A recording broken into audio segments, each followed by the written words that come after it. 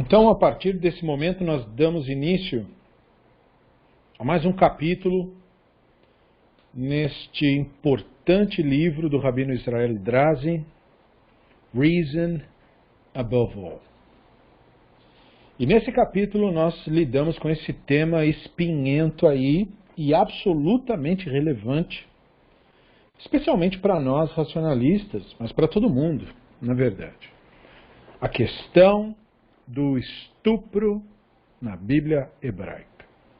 Todos vocês já estudiosos de temas relacionados à tradição do mundo antigo sabem que a Bíblia hebraica carrega com ela toda uma cultura de muitos séculos atrás, e a nossa perspectiva social é muito diferente da perspectiva do mundo antigo, e as religiões, em geral, elas não são bem-sucedidas em lidar com esta discrepância. Então, o Drazen traz esse tema por questões da mais absoluta importância. Ele começa o capítulo dizendo para nós, para que nos lembremos do 10º capítulo, onde nós falamos daquelas atitudes em relação às mulheres. E aquela reflexão nos mostrou que mesmo homens sábios, inteligentes, do período pós-moderno, infelizmente, mas do mundo antigo com certeza, tiveram entendimentos equivocados sobre as mulheres, incluindo suas próprias esposas e filhas, não só no sentido de ele, a figura masculina, ter uma visão em detrimento da mulher, mas também as próprias mulheres defendendo visões em detrimento da mulher. Então, o Drazen nos provoca nesse capítulo, nos dizendo que olhar para o feminino deste modo equivocado faz com que ele se torne irrelevante, quase que inexistente para fins práticos sociais. Quais são os fins práticos sociais a que ele se refere? Obviamente, ele está falando do exercício da vida comunitária judaica, dentro do qual, especialmente a vida comunitária religiosa, dentro dessa vida, a mulher é literalmente irrelevante. Ela é irrelevante. Ela recebe concessões como quem dá como quem está dirigindo um veículo e aí dá um volante de brinquedo para uma criança ficar ali fingindo que está dirigindo também. Esses são os fatos que ninguém fala, não é? Porque há uma grande mentira que é contada sobre o papel da mulher na ortodoxia, dizendo que é muito importante acender a vela, muito importante. E assim, quando você compara tudo que é considerado importante, tudo que é da religião é considerado importante. Não tem isso daí. Mas, quando você então compara um exercício e o outro, uma expressão e outra da religiosidade, você vê assim uma discrepância gigantesca. Então é como essa analogia do que dirige e dá um volante de brinquedo para o outro, dizendo aí, vai, brinca aí que você está dirigindo também. Né? O importante é a intenção.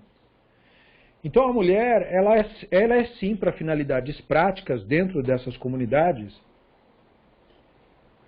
absolutamente irrelevante e diretamente subalterna, num nível muito maior do que os homens em relação à obediência que devem ter ao rabino ou ao líder religioso, quem quer que seja. Se o homem é obediente a esse líder, a mulher nem ao líder tem acesso. Ela é obediente ao cara que diz que escutou do líder. É pior, portanto, não é? É muito mais distante. E então ele pede para que a gente olhe para isso com franqueza e, portanto, entenda como foram moldados esses costumes. Porque todo tipo de opressão com o passar das gerações, gera um costume. As pessoas se acostumam com o sofrimento. Então, é natural que depois de algumas gerações, as próprias mulheres vejam essa segregação como é assim mesmo. Não tem problema, né? E aí o cara inventa valores, como se fossem justificativas, para defender aquela segregação, aquele rebaixamento, e a coisa é passada como costume. E isso faz parte da nossa tradição. Então, devido a este pensamento, nos diz o Drazen, o masculino acaba deturpando, né, e distorcendo o feminino. É por isso que nós temos uma sociedade machista e ignorante. Então, além do Drazen ser um rabino defensor das causas da racionalidade, de denunciar na nossa religião o charlatanismo, a mentira, ele também é alguém que se coloca numa postura de pró-renovação da lei judaica clássica. Ela precisa urgentemente de ser renovada, reestruturada, atualizada. No estado em que ela está atualmente, ela é absolutamente desatualizada. Então ele diz, infelizmente, nosso mestre, o Rambam, compartilhava dessas visões reprováveis. E é preciso que seja dito, porque não é porque é o nosso mestre que a gente vai dizer que não, mas era a grande águia. Pois é, a grande águia também cometeu erros, né? Então, essas visões que o Rambam tinha sobre mulheres eram as visões populares de sua época e são visões absurdas. Então, não é surpresa, diz o Drazen, que as opiniões dos rabinos, dos nossos diversos livros, sejam opiniões mistas. Nós temos, em parte, visões lúcidas e também visões errôneas. E como o Talmud não praticava censura, ou seja, o Talmud não ia dizer para um rabino que tem uma visão absurda, não pode falar, não escreve o que ele disse. O Talmud não é um livro assim. O Talmud, o que o rabino disse? Disse isso. Eu posso achar um absurdo, mas foi o que ele disse, então bota aí, foi o que ele falou. E o outro rabino disse para ele, você ficou maluco? Não é isso, é aquilo. E aí bota aí também o que ele disse, você ficou maluco? E assim eles registravam todo o debate. Então é por isso que nós temos grandes momentos de grande brilho intelectual e também declarações absolutamente sem sentido nenhum, mas que convivem, porque havia essa prática da tolerância ao pensamento do outro, porque ainda estavam construindo esse castelo que viria a ser chamado de judaísmo ou religião judaica. A atitude negativa, nos diz o Drazen, daquelas pessoas daquela época, afetava o seu entendimento de dois episódios bíblicos em particular sobre as concubinas que tiveram uma relação não consensual. Nos dois casos, um filho se deita com uma concubina do pai, aparentemente para mostrar que ele era o sucessor adequado do pai, já que as civilizações antigas usavam a conquista sexual como uma demonstração de que um filho estava assumindo o papel do pai. Outros estupros bíblicos, o de Diná, né, filha de Yaakov, pelo povo não israelita de Shem, e também Tamar por Amnon, que era considerado o meu irmão dela, demonstram a mesma atitude insensível e por isso perniciosa dos antigos. Entretanto, aquelas narrativas incluem temas paralelos e, mais importante ainda, aqueles estupros não envolveram reações negativas dos maridos, que são o foco desse capítulo. A primeira história envolvendo o primogênito de Yaakov, Reuven, é recontada num único verso em Bereshit 35, 22. Então ele diz, Vaihi bishkon Israel ba'aretz hai, vayelech Reuven, Vaishkav et Bilha Pilegesh Avi Vaishma Israel, Vayuv Nei Yaakov, Shnei Asar. Enquanto Israel permaneceu naquela terra, Reuven foi e se deitou com Bilhá, a concubina de seu pai. E Israel descobriu. Agora, os filhos de Israel eram 12. A reação de Yaakov ao ato nefasto de Reuven não foi mencionada na obra. Entretanto, os comentaristas alegam que Bereshit 49, versos 3 e 4, conteriam sua reação. O que diz no Bereshit? Reuven Bechuri, Atakochi, Bereshitoni, Yeter Seet Veyeter Az. Reuven, você é meu primogênito, meu poder e primeiro fruto do meu vigor, excedendo em posição e excelente em honra. Pachat Kamaim, Al-Totar, que alita mishkivei avicha, as hilalta tsoim al. Mas, instável como a água, você não se sobressairá mais. Pois quando você montou na cama do seu pai, você trouxe desgraça. Meu leito ele montou.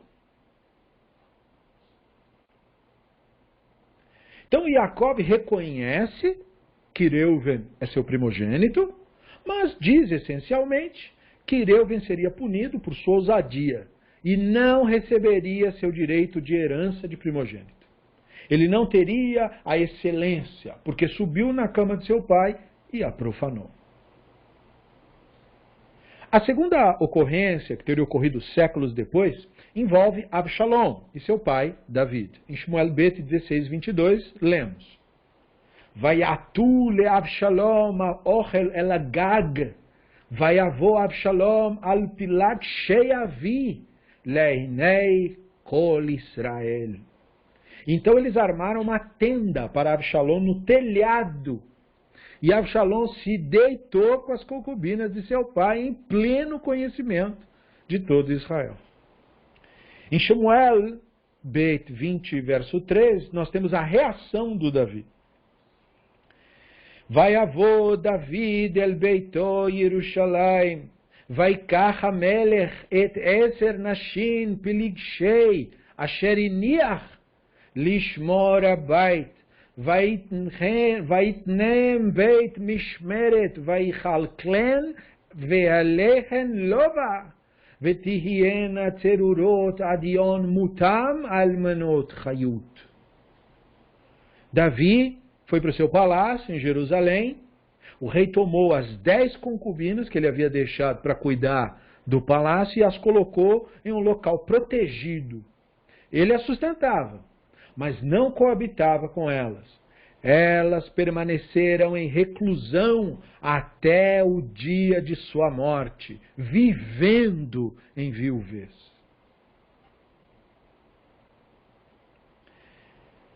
Então Drazen nos lembra que nem Yaakov, nem David agiram com o ímpeto que se esperaria de nós, pós-modernos, para punir seus filhos por seus atos repreensíveis.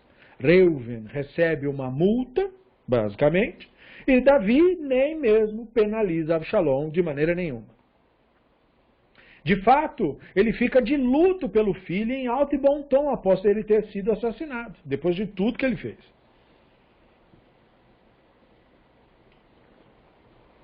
Entretanto, tanto Yaakov e Davi trataram mal suas concubinas.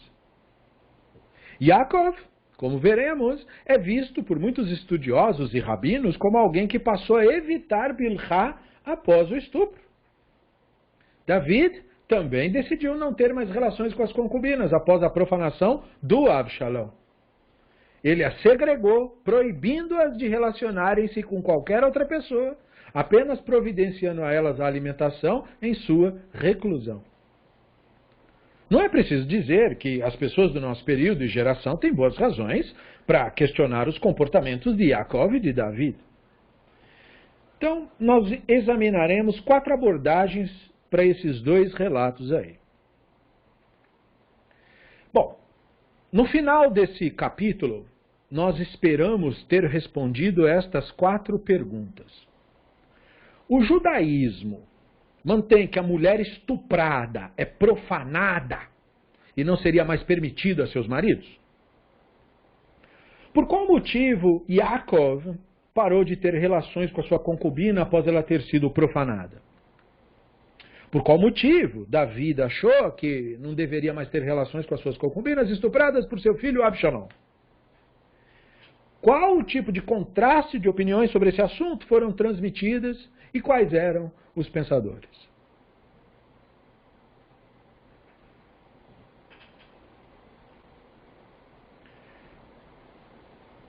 O Drazin começa nos mostrando 3 visões clássicas. A visão do Nachmanides, Rabino Moshe ben Nachman, a visão do Kimchi e a visão do Bechor Shor. Vamos ver uma de cada vez. Ele diz assim, os sábios, como é de se esperar, tiveram opiniões distintas sobre se uma mulher vítima de estupro seria, por isso, detentora de algum tipo de mácula, de tal modo que afetaria sua relação com seus maridos e lhes seriam proibidas. Nachmanides argumenta, em seu comentário de Bereshit 35:22, que Reuven dormiu com a concubina de seu pai por razões mercenárias. O que isso quer dizer? Ele imagina, e o Drazin faz questão de enfatizar, apesar de a Bíblia hebraica nem indicar tal coisa, que fique claro, que Bilhá teria sido a única mulher que restava a Yaakov para ter filhos. A Bíblia hebraica declara que Rachel, que era quem ele amava, havia morrido. Rachel era a mestra, por assim dizer, da Bilhá. A Bilhá era serva da Rachel.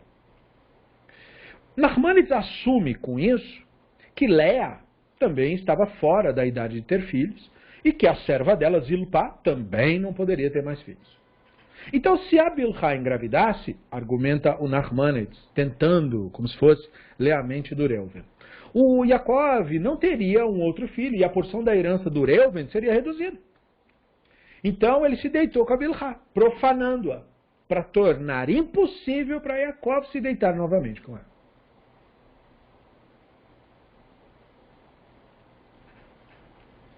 Aí vem a visão do rabino David Kimchi, que a gente popularmente chama de Radak, o Radak. E também o rabino Bechor Shor, que na verdade corrobora, então pode ser colocado meio que lado a lado, e eles repetem a visão do Nachmanides. E por que o Drazin enfatiza isso para nós? Quer dizer, para que eu preciso citar outros 2 rabinos só para dizer que eles falaram a mesma coisa do outro? Ele está falando isso porque, em geral, o Radak discorda do Nachmanides. E o Bechor Shor também.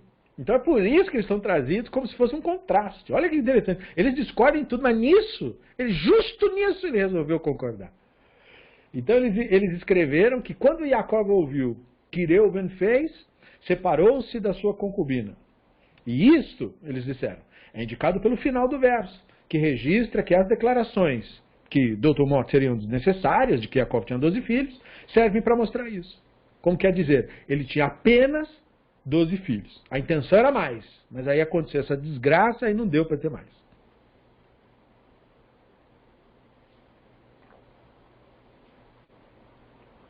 Bom, aí o Drazin nos traz para a opinião talmúdica.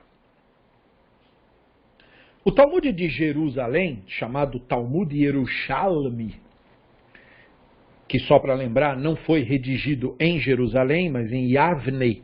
O título Yerushalmi é só uma homenagem. No Tratado de Sanhedrin, 2º e 3º capítulos, ele oferece 2 razões mutuamente excludentes para explicar o motivo pelo qual Davi se absteve de voltar a conviver maritalmente com as suas concubinas.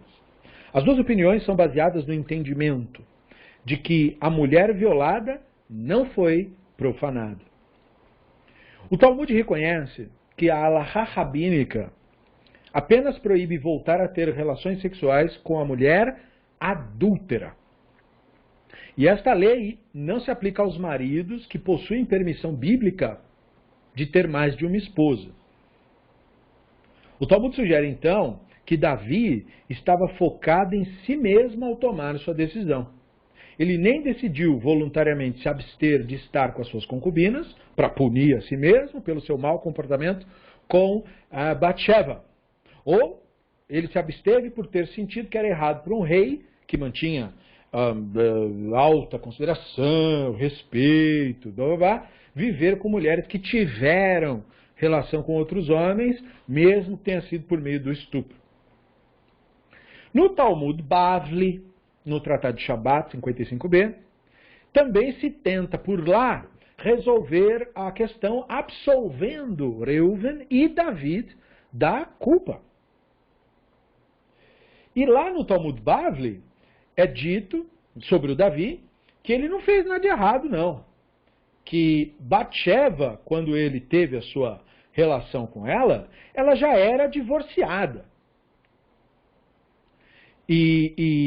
Portanto, ele não cometeu adultério nenhum. Né? O Talmud explica isso com argumentos bem interessantes. Né? Então, o Talmud diz assim, primeiro, como que a gente sabe que a Batseba não era casada quando o Davi esteve com ela? Bom, de quem ela era marido? De quem era o marido da mulher? Bom, o marido da mulher era o Uria. Tá, e o Uria era o quê? Bom, o Uria estava no exército do Davi.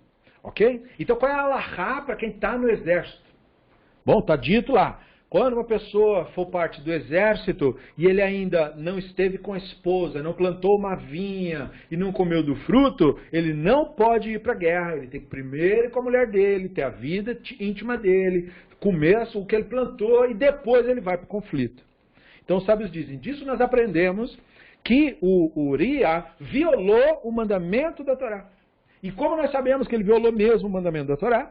Porque o Davi recebeu notícia da batalha dizendo, os soldados estão morrendo.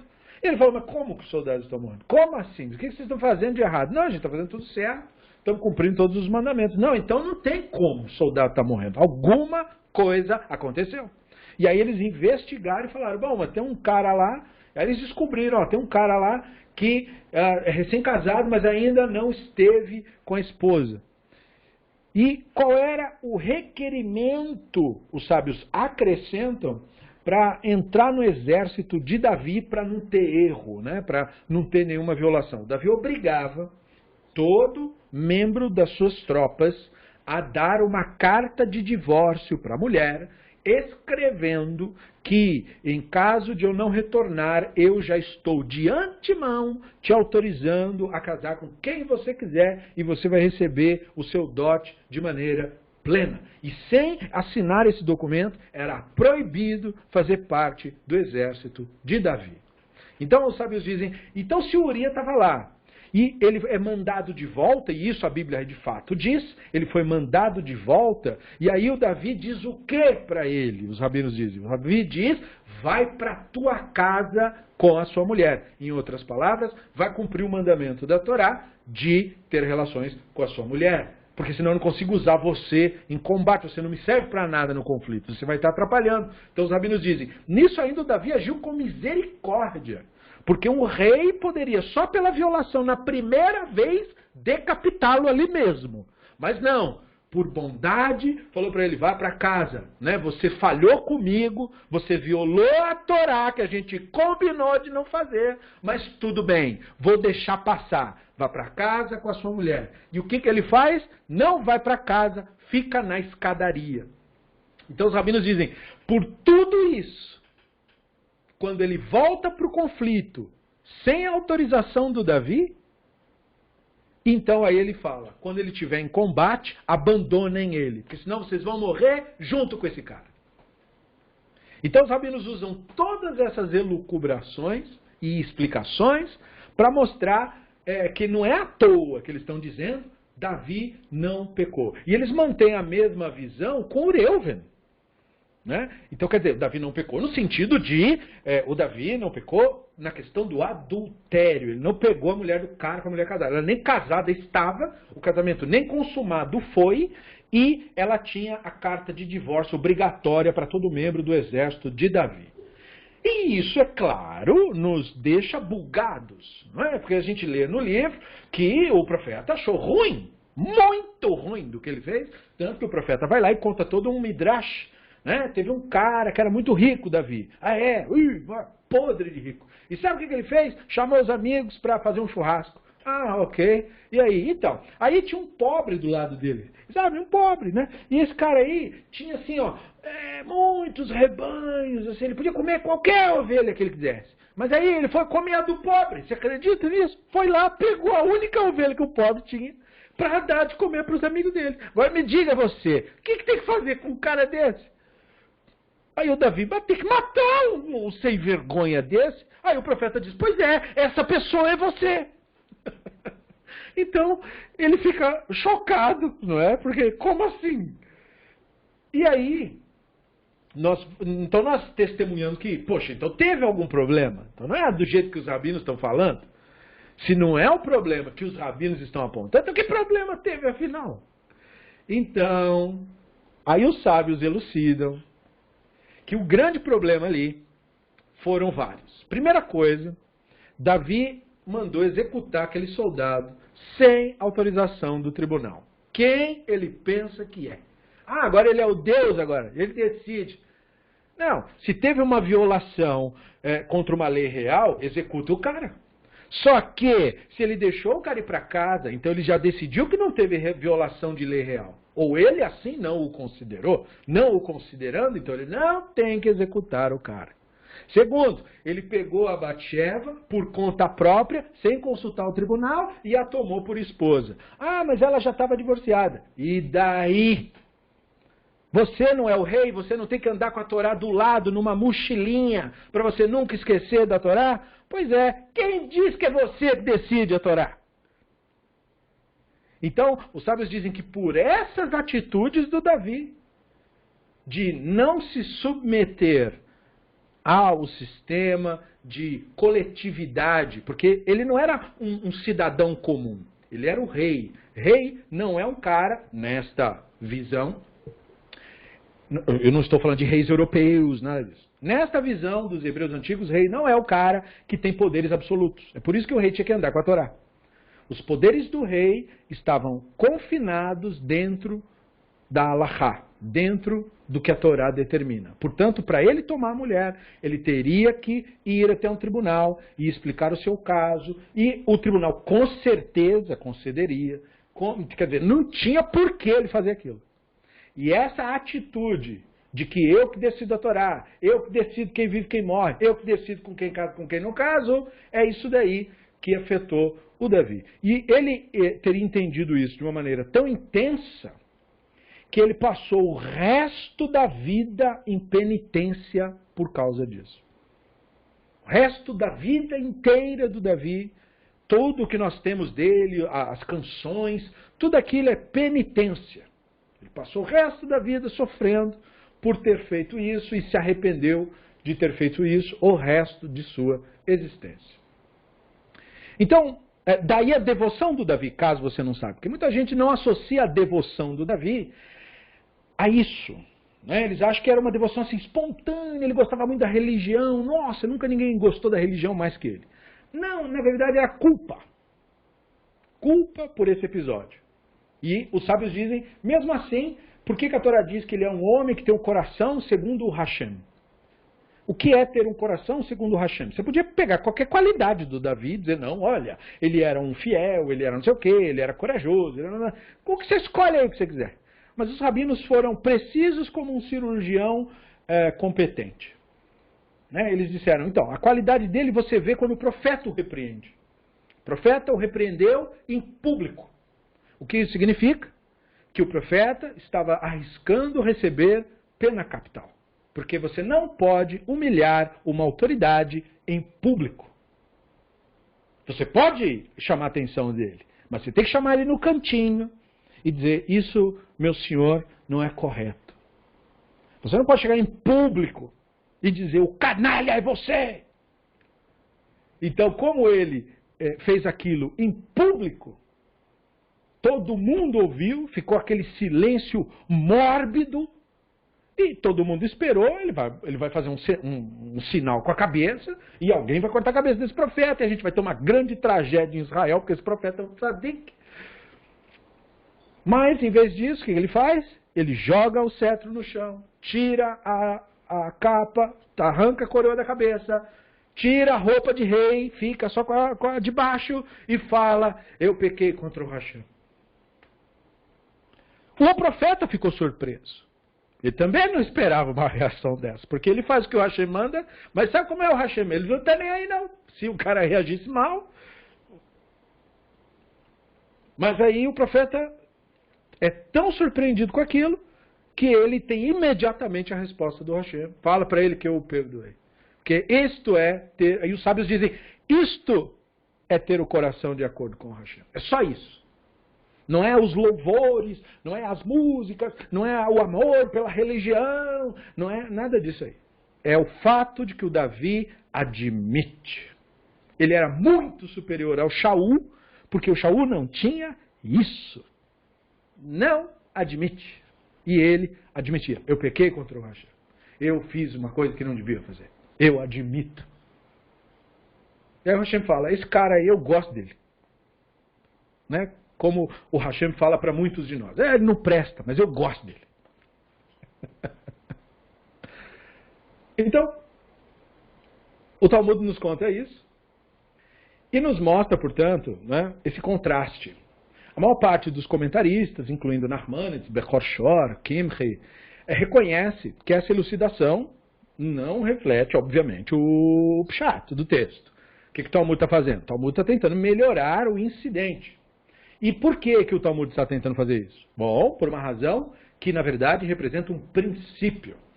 Você deve sempre julgar favoravelmente.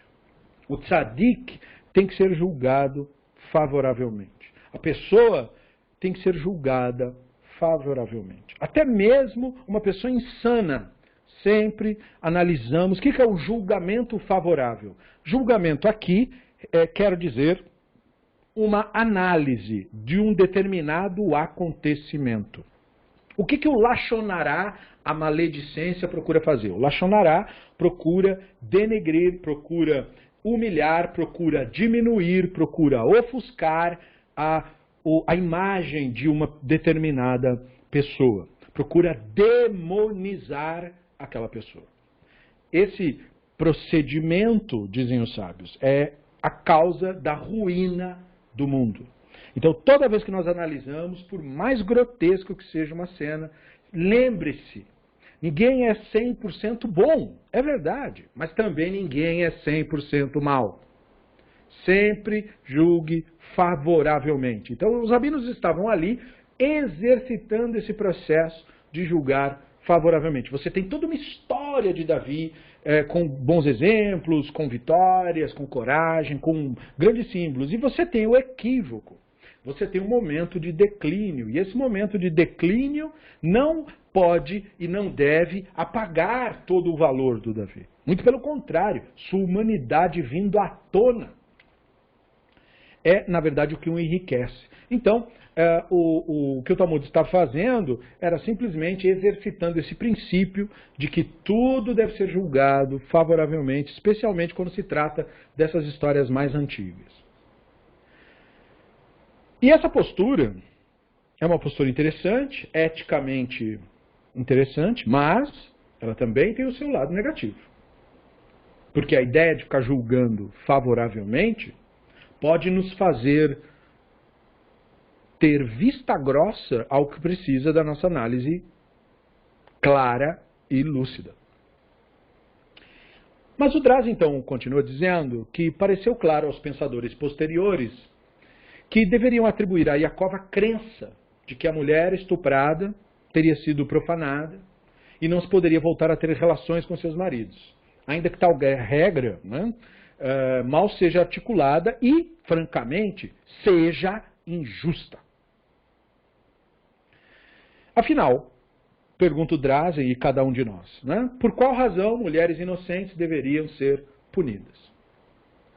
A explicação do Talmud do motivo por trás das ações do Davi não são, convenhamos, muito melhores. Né? Considerando que o Davi poderia voltar a ter relações com as suas concubinas se quisesse, o Talmud tenta justificar o motivo pelo qual Davi faz o que fez. focando em algo interno, não em sua consideração pelo outro. Então isso diminui, e diminui bem, o valor da ação do Davi. Independente de que ele reconhecia, ele era um tzadik. Não, realmente, muito bacana. Mas não pensou nem um pouquinho na outra pessoa.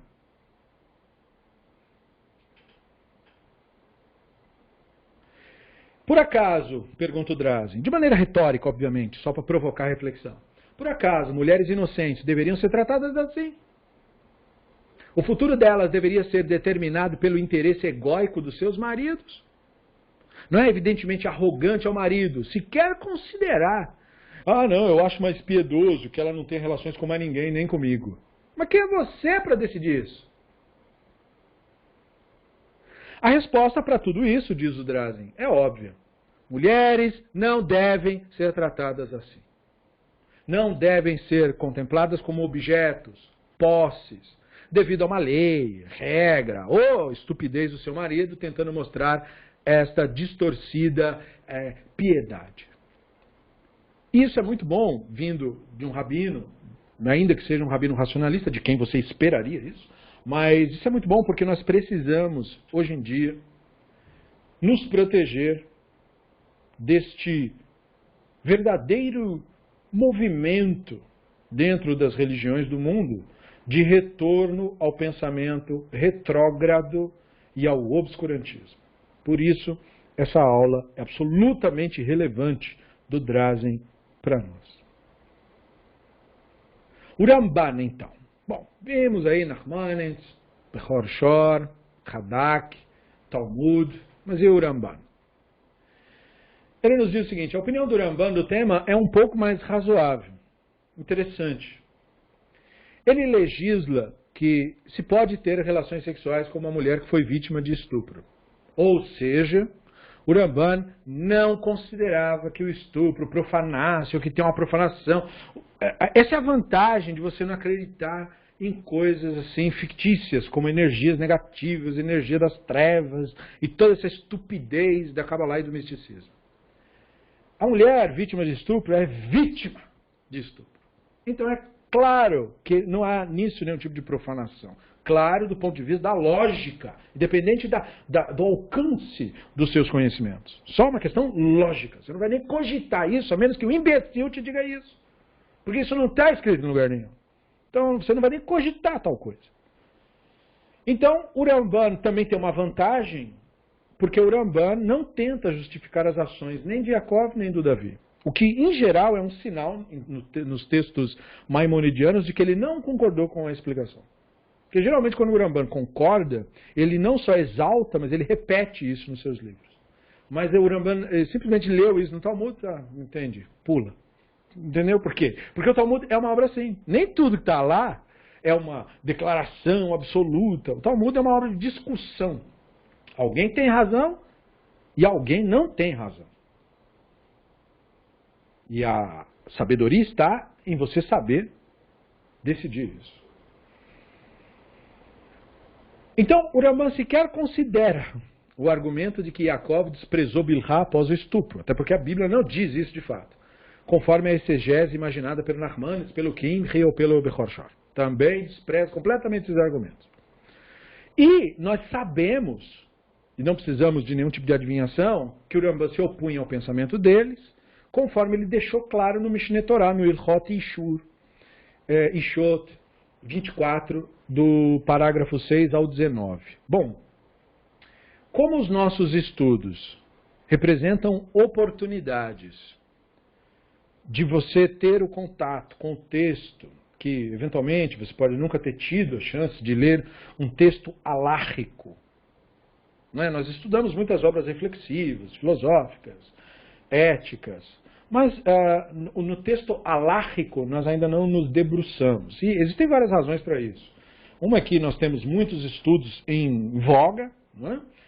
E outra que o estudo alárrico ele é extremamente denso, ele envolve conceitos antigos e que já são ultrapassados e requerem uma enorme pausa reflexiva, cada tema, para você explicar como era no período, como deveria ser agora. Mas é muito importante os temas alárricos, Porque os temas alárricos, infelizmente, são a causa da nossa religião, e também outras, mas falamos da nossa, ser uma religião tão retrógrada. E o motivo são a maneira como os temas alárricos são tidos. E, é claro, eu não preciso dizer que a análise alárrica do Ramban nesse assunto é diferente do que acontece no Shulchan Aruch, porque o Shulchan Aruch usa o pensamento mágico para justificar uma série de loucuras. Mas aqui no Mishneh Torah, o Ramban traz as leis a respeito dos relacionamentos com a mulher e as leis de adultério da Torá. Então, eu vou fazer uma rápida leitura para que você tenha um sabor aí de como é que funcionava o pensamento do mundo antigo. Então, o Ramban diz assim: Mi shezintat achat ba'ala em la ketubah. לא ייקח ולא תוספת ולא אחד מתנאים כתובה שהרי מעשיה גרמו להסר על בעלה. Quando uma mulher comete adultério, e vale lembrar que a lei judaica clássica sempre lida com o adultério como se só a mulher cometesse o adultério, isso por si só já é um absurdo, mas isso é uma herança tradicional, fique claro. Quando uma mulher comete adultério, seu marido é obrigado a se divorciar dela. Ela não tem direito ao maquetubá, que é o documento de casamento que tem dentro as obrigações de tem que dar roupa, tem que dar comida, porque o casamento dentro da herança tradicional é como um acordo comercial. Não está escrito lá, vou te amar e te cuidar, não. Está escrito, vou te comprar a camisola e os negócios, e o que mais você quer? Não, bota aí, eu gosto de bolo de chocolate também. Vou botar, você vai ter bolo, sempre vai ter carne, entendeu? São coisas físicas assim. Nem ao requisito fundamental, nem ao montante adicional. Ela também não tem direito a nenhuma das condições da ketubá. O raciocínio é que seus próprios atos a tornam proibida para o marido. Então aí não tem ketubá, não tem os pagamentos. Né? Aí o Rambam continua. Eich dim nashim elo bindnuya shlahem. Kol isha she דונייתה קיימת אפילו זימתה נוטלת שלה ואוכלת, אם הייתה שנייה או אחד מחייבי אסר בין הקיר, או בא בן שלא הכיר בה, או שהייתה עילונית, או מחייבי לאביך, והכיר בה הרי היא בנודייתה ככה אנשים. Qual é a lei a respeito dos direitos que essas mulheres têm dos seus dotes? Sempre que o dote de uma mulher perdura, ela tem o direito de tomar sua propriedade quando ela deixar, no caso, deixar a casa do marido. Isso se aplica mesmo quando ela é quem comete o adultério. E aí ele prossegue. Eich dim nashim elo bin dunya shelahem kol isha שדונייתה קיימת אפילו זימתה נוטלת שלה ואוכלת ואין הייתה שנייה או אחד מחייבת אסר בן הקיר בן שלא הכיר בה לא שהייתה עילונית או מחייבי לאביך והכיר בה וחרי אי בדונייתה וכל אנשים. E aí continuando, né? Se a propriedade não estiver intacta, as seguintes leis se aplicam. Se a mulher era uma shiniá ou proibida como resultado de um mandamento positivo, quer seu marido estivesse ou não ciente da proibição, as mesmas leis que se aplicam às outras mulheres com relação aos seus dotes, aplicam-se a ela. Aqui está falando de um cara que tem mais de uma esposa, por exemplo, assumiu o compromisso, e aí ele tem que manter todas elas com as suas devidas ketubot. Ah, mas eu não gosto dela, ela vi depois aí convia, mulher chata do caramba. Aí os rabinos dizem, não interessa, ela tem os mesmos direitos, interessa se ela é chata, se não é chata, problema é seu. Então, da mesma forma, se a mulher era uma alionita ou foi proibida por causa de uma proibição negativa da Torá, alguma coisa que não seja passível de pena capital, nem de pena pelas mãos dos céus, nem por causa de tribunal, as mesmas leis se aplicam às outras mulheres em relação aos seus dotes, se aplicam também a ela. Então, mesma coisa, direitos iguais para todos, independente das questões sentimentais. Quais são essas leis, o Ramban diz? O marido é responsável por Nirsei Tzon Barzel. No que diz respeito a Nirsei Melog, se algo foi perdido ou roubado, é que ela sofre a perda. O marido não é responsável pelo pagamento. Então, assim, rapidamente, só trazendo o conceito alárrico, como eu falei, né? Essas coisas são técnicas. Então tá, Nirsei Tzon Barzel, o que é isso?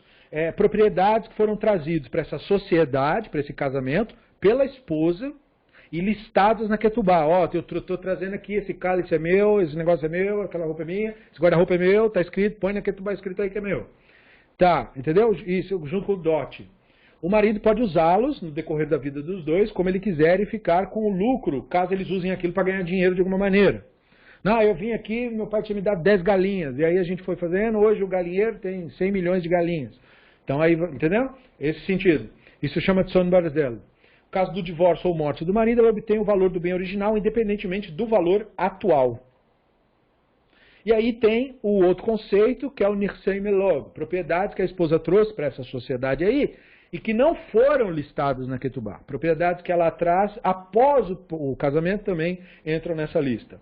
Essas são as propriedades dela e o marido só pode usá-las como produto. Ou seja, ela tem uma árvore, ele pode comer o fruto, mas ele não pode, a árvore não é dele. Nunca. Mesma coisa, o aluguel de uma casa, a casa é dela, o aluguel é dela. No caso do divórcio ou morte do marido, ela recebe o patrimônio do jeito que está, independente do valor inicial. Então, se valorizou conforme eles iam construindo juntos, ela fica com a questão valorizada. Então, só para você entender, esse é o conceito da lei, que você já, obviamente, as leis atuais contemplam todas essas coisas, mas só para você saber, isso também era contemplado no século III da Era Comum, no século IV, no século V, não é nenhuma novidade. Aí a Allahá continua. Nirsei tzon barzel chayav be'acharionota. V'nirsei milog ma שנגנב או שעבד עבד לה ואינו חייב לשלם. חייתה אילונית או מחייבת על האוויר או הכיר בה כל מה שעבד או נגנב או בעלה או נשחט מנכסי צאן ברזל, אין בעל חייב לשלם. שהרי היא נתנה לו רשות להיותה אצלו וכל מה שעבד או נגנב נכנסי מלוג חייב לשלם. הפך מכל אנשים מפני שהם שם ישות גמורה, לא זכר בנכסי מלוג. Então, aí, regras diferentes se aplicam, o Rambam explica.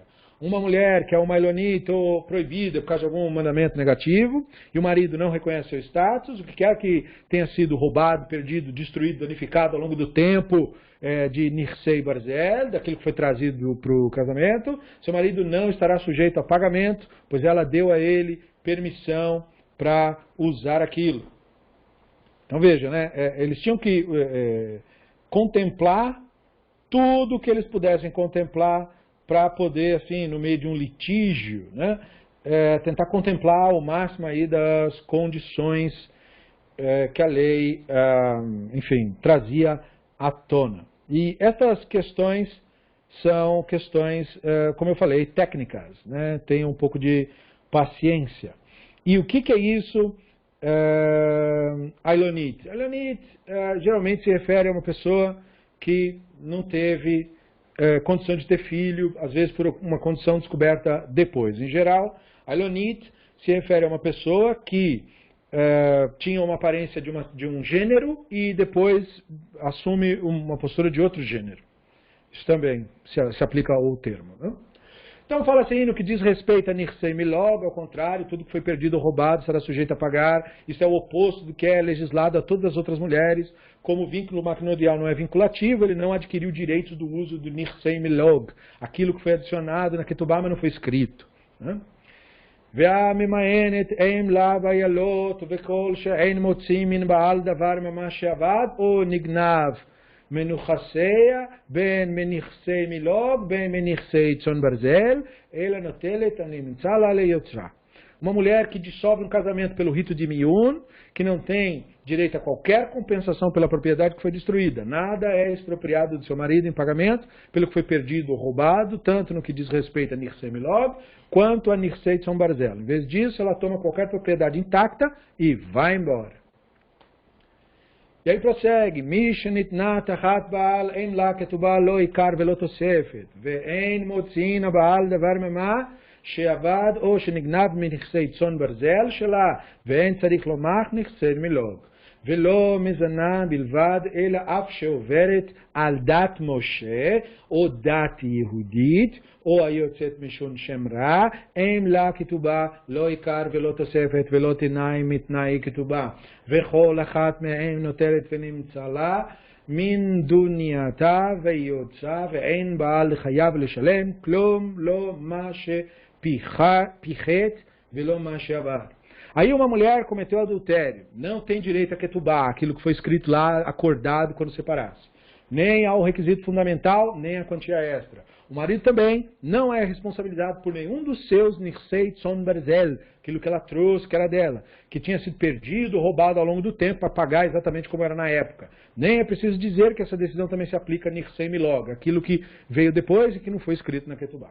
O dito não se aplica apenas no caso da adúltera, mas também no caso da mulher que viola o costume de Moshe, aquela que viola o costume judaico, ou a que é divorciada por causa de um relato escandaloso. Essas mulheres não têm direito a uma ketubá, nem ao requisito fundamental, nem à quantia extra, nem recebem nenhuma das condições da ketubá.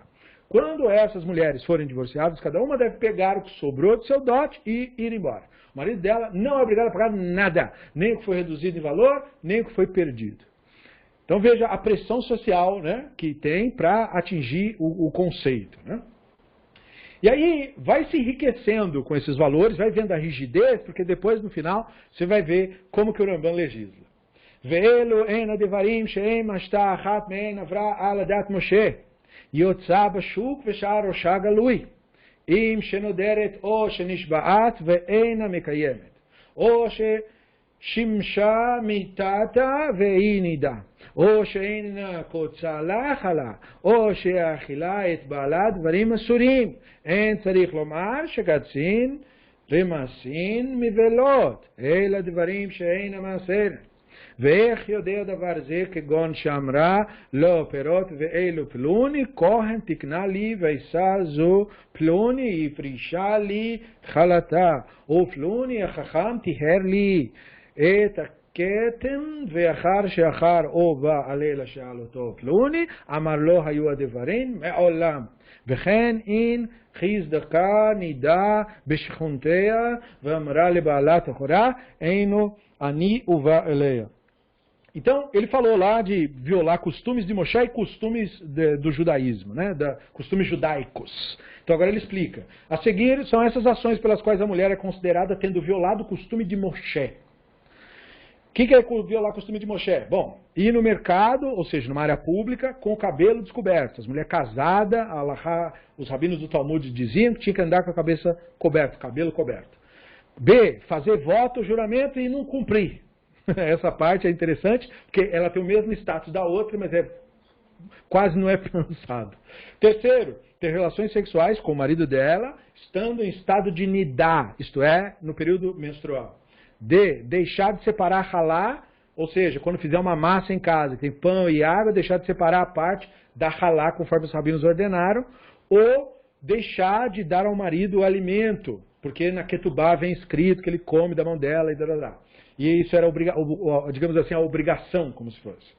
Desnecessário dizer que isso se aplica aos animais rastejantes proibidos e animais que não foram abatidos ritualmente. Ou seja, se ela der para o marido um escorpião frito, ou se ela der abater um animal de um jeito que não é para bater, né? E veja, então se esperava que ela soubesse até fazer isso, né? Abater o bicho. Aplica-se também aos produtos que não foram dizimados, ou seja, isso aqui tem uma colheita, aí eu não separei o dízimo. Então o que acontece? Eu não posso comer, dízimo é de colheita, né, gente? Só para deixar claro, frutos e tal. Então tem um pomar, então não pode pegar o pomar e comer o pomar. Você tem que separar o que é o dízimo para o sacerdote, e se não tem sacerdote não importa, mas não vai usar. E aí sim, pode dar de comer. Aí vamos dizer, o marido quer cumprir esse mandamento, mas aí ela atrapalha, ela não liga. Ela vai lá e pega tudo e põe de qualquer jeito. Né? Aí pronto, aí pode dar briga. Aí tudo bem. Como essas duas últimas questões podem ser conhecidas? Né? O cara não vai saber, como é que ele vai saber? Então ele fala, por exemplo, fulano, ela fala assim, fulano, o sacerdote, já separou o dízimo disso daí, não precisa se preocupar, ele já pegou a parte dele. E não pegou, né? Entendeu? Aí então ela fala assim, o fulano já veio aqui e pegou a ralada massa, mas não pegou. Ou o fulano sábio disse que essa mancha que eu tenho aqui, o sangue, isso aqui é ritualmente puro, ele falou. Não tem problema. Né? Ou então, depois que ele comeu a comida, ou teve as relações, o marido pergunta à pessoa cujo nome foi mencionado, e aí, Cohen? Eu não sabia que aquela mancha vermelho escuro, meio amarronzado, era ritualmente puro. Como assim? Não, porque minha mulher falou que você disse que a mancha marrom e tal, era ritualmente puro. Eu não falei nada disso. Quem disse que eu falei isso? Aí pronto. Dá problema. E aí, portanto, foi estabelecido na vizinhança que ela estava em Nidá. Como é que estabelece na vizinhança? Cólica, dores, reclamações. Tá ruim, tá ruim. Então é isso. E aí ela disse ao marido que estava ritualmente pura. Se ele se relaciona com ela e depois descobre a verdade, pronto, dá briga e pode dar divórcio esse negócio. Então, ele pode usar como o argumento para o seu divórcio, dizendo, eu quero me divorciar dessa mulher porque ela violou o costume de Moshe. Pronto. Aí o Rambam está dizendo, só esses casos é considerado isso. Então veja que interessante, né? Então se ele chegar lá e disser assim, eu quero me divorciar dessa mulher. Por quê? Porque ela reclama demais. Mas isso aí não é violação. Nós não aceitamos o que você está falando. E aí o Rambam continua. Azrati ken shetihye isha choreget benisar tamid betoch baita mishun tziniut. Vein lo chagra vein overet al dat Moshe velo ifdika ketubata. Vechen im yatzta ברושע פרוע מחצר לחצר בתוך המבוי אוי ושערה מכוסה ומתפחת אינה עוברת על הדת. Então Esdra, né, o Esdra da Bíblia, ordenou que a mulher usasse um cinto em casa. O Esdra era muito doido. Como expressão de modéstia. Ele deve ter tirado isso dos gregos, de certo. Se uma mulher não usasse esse cinto, no entanto, o Rambam diz, ela não é considerada como quem violou o costume de Moshe, justamente porque era um costume grego. Nem perde sua ketubá, porque não tem que ver com isso. Da mesma forma, se ela vai de um pátio a outro, dentro do seu ambiente familiar, da sua casa, portanto, né, com o cabelo descoberto, né, ou se tiver coberto com lenço só e não coberto totalmente, isso não é considerado violação. Né? Então o Rambam está dizendo, não precisa ser Caxias também. Não é assim. E aí o Rambam prossegue. Alveret aladat serichat rava idei veachar kar tafkir ketuvata. Avrava bino leveina veyada. Shehi עוברת על הדת ויתרה בה בלא הדין וחזרה ועברה והוא טוען ואומר אחר התראה עברה והיא אומרת לא עברתי כלל או לא התרה בי כי ראתה להוציא הרי זה נותן כתובה ואחר שתישבע שלא עברה שאם תודה שעברה אחר התראה זו אין לה כלום. Então agora o Rambam diz assim, uma mulher que viola o tal do costume deve receber uma advertência. Então o Rambam diz, não é também, violou, pronto, perdeu. Não, dá uma advertência, não pode, hein, mancada fazer isso aí, hein? Antes dela cometer o ato de preferência. E a advertência da sua conduta imprópria deve ser observada por testemunha antes que ela desista da sua ketubá. Também não é assim qualquer um chegar e falar. Tem que ter testemunhas que estejam afim de fazer isso. Se todo mundo amar a mulher, ninguém vai querer testemunhar contra ela e você não vai ter nada para falar dela. Então, aí ele prossegue. A regra a seguir se aplica quando a mulher transgride em particular e seu marido sabe que ela violou o costume e, portanto, lhe dá uma advertência. Mas a advertência não foi observada por testemunha. Ele conversando com ela.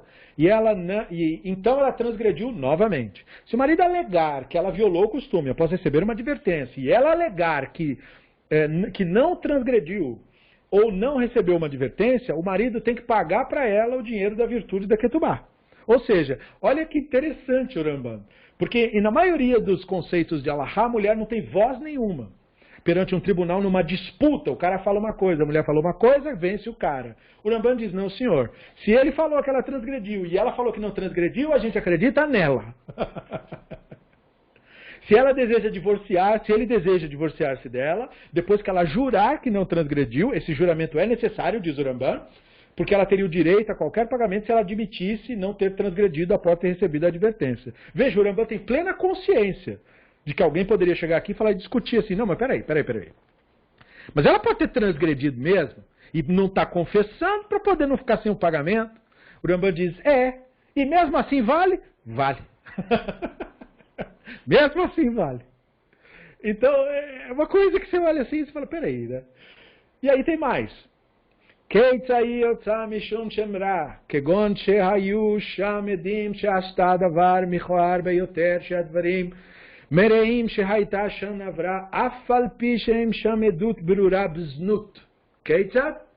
כגון שהייתה בחצר לבדה, וראוי רוחן יוצא ונכנסו מיד בשער יציאתו, מצאתו אותה עומדת מעל המיטה, והיא לובשת מכנסיים או חוגרת אזורה, או שמצאו רוק לך למעלה מן אכילה, או שהיו יוצא ממקום אפל, או מעלים זה את זה מן הבור וכיוצא בו, או שראו מנשק על פי חלוקה, או שראו אותה מנשקים זה את זה, או מגפיפים זה את זה, או שנכנסו זה אחר זה והגיפו דלתות וכיוצא דברים אלו, הם רצה בה לחוצה תצא ולא כתובה, ואין זאת טריחת רעה. O que é que significa, o Rambam diz, uma mulher que se divorciou por causa de denúncia escandalosa? O que é denúncia escandalosa? Por exemplo, ele dá um exemplo. Houve testemunhas de que ela cometeu um ato indecente que indica que um pecado foi cometido, mas não há testemunho definitivo de que ela cometeu adultério. Ou seja, não viu realmente os finalmente, mas viu indicações. O que está implícito? Bom, ela estava sozinha no pátio e eles viram um vendedor de perfume saindo.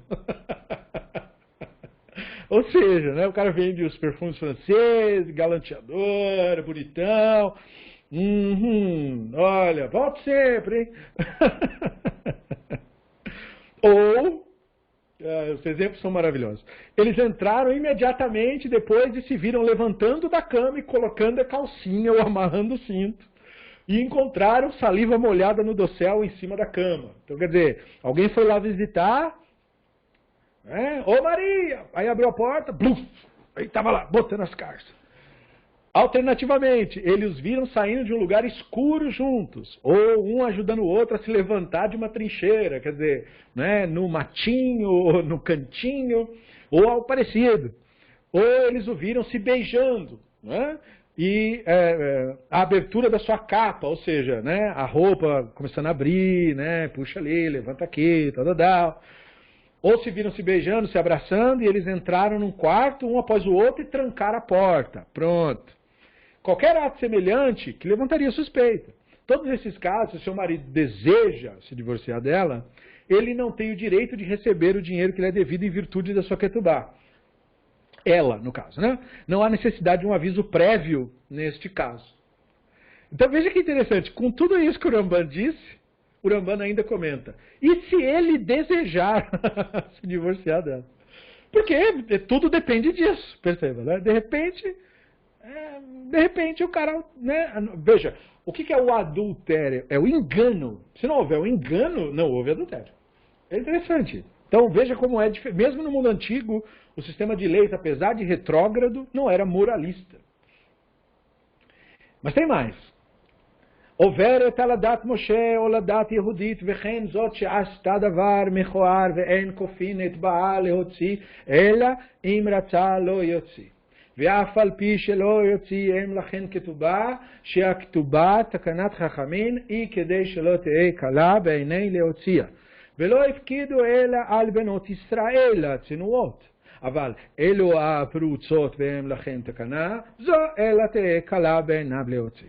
Então, quando a mulher viola o costume de Moshe, ou costume judaico, da mesma forma, alguém sobre quem é divulgado um relatório escandaloso, seu marido não é obrigado a se divorciar dela. Então, veja como o Rambam esclarece, bem esclarecido. A única condição alárrica que obriga uma pessoa a se divorciar de outra pessoa é o adultério testemunhado por duas testemunhas mesmo. Menos que isso, o cara ainda tem que decidir. E se ele decidir que não, então está bem decidido. E todos os outros casos levam uma advertência, pode ser usado como desculpa para um eventual divórcio, mas se a pessoa diz, não, mas para mim não tem problema. Ah, mas a sua mulher não cobra o cabelo, mas eu não ligo. Eu não ligo. Eu não vou divorciar dela por causa disso. Ah, bom, então pronto. Por quê? Porque pela Allahá não tem obrigação. Se ela desejar, se ele desejar permanecer casado, ele não precisa se divorciar dela. Ah, mas ela não segue, mas não importa. Eu não ligo, eu gosto dela assim mesmo. Então vai assim. No entanto, mesmo quando seu marido não se divorcia dela, ela não tem direito a uma ketubá. Ou seja, não tem direito de fazer uma alegação perante um tribunal rabínico depois, dizendo, olha, eu quero meus direitos. Não, não tem direito com a gente, né? Porque você não segue as regras, então não tem como. A justificativa é que uma ketubá foi ordenada por nossos sábios. Em outras palavras, foi inventada pelos rabinos. É por isso que eles dão e tiram esse direito, porque eles que inventaram essa regra. Isso aí não existia na Bíblia, não existia nada disso. Para que o marido não devesse considerar o divórcio da sua esposa como algo sem importância. Porque os rabinos inventaram esse documento chamado Ketubá, que nem fala que o marido tem a obrigação de amar a mulher, e tem a obrigação de cuidar dela, e ser carinhoso, e ser o príncipe encantado. Não está escrito nada disso na Ketubá. Na Ketubá está escrito, ele tem que botar comida na mesa, ele tem que ajudar você a ter as roupas, ele tem que trazer o dinheiro e trazer as coisas. É isso que ele tem que fazer. E se ele não fizer, você tem o direito de se divorciar dele, porque ele não cumpriu o acordo que tinha que cumprir. Então a Ketubá é isso, é como se fosse um acordo comercial. Os rabinos que inventaram isso. Para quê? Porque os rabinos notaram o que era considerado válido numa união de dois seres humanos. E eles viram que no mundo antigo, o que validava a união de qualquer duas pessoas era o fato das duas pessoas terem relações sexuais. E pronto. Era isso. Juntou dois seres humanos, teve relações sexuais, eles têm obrigação um com o outro agora. Como isso vinha sendo cada vez mais banalizado, com o contato com outras culturas cada vez mais banalizado, então os rabinos falaram, não, então peraí, acabou a festa.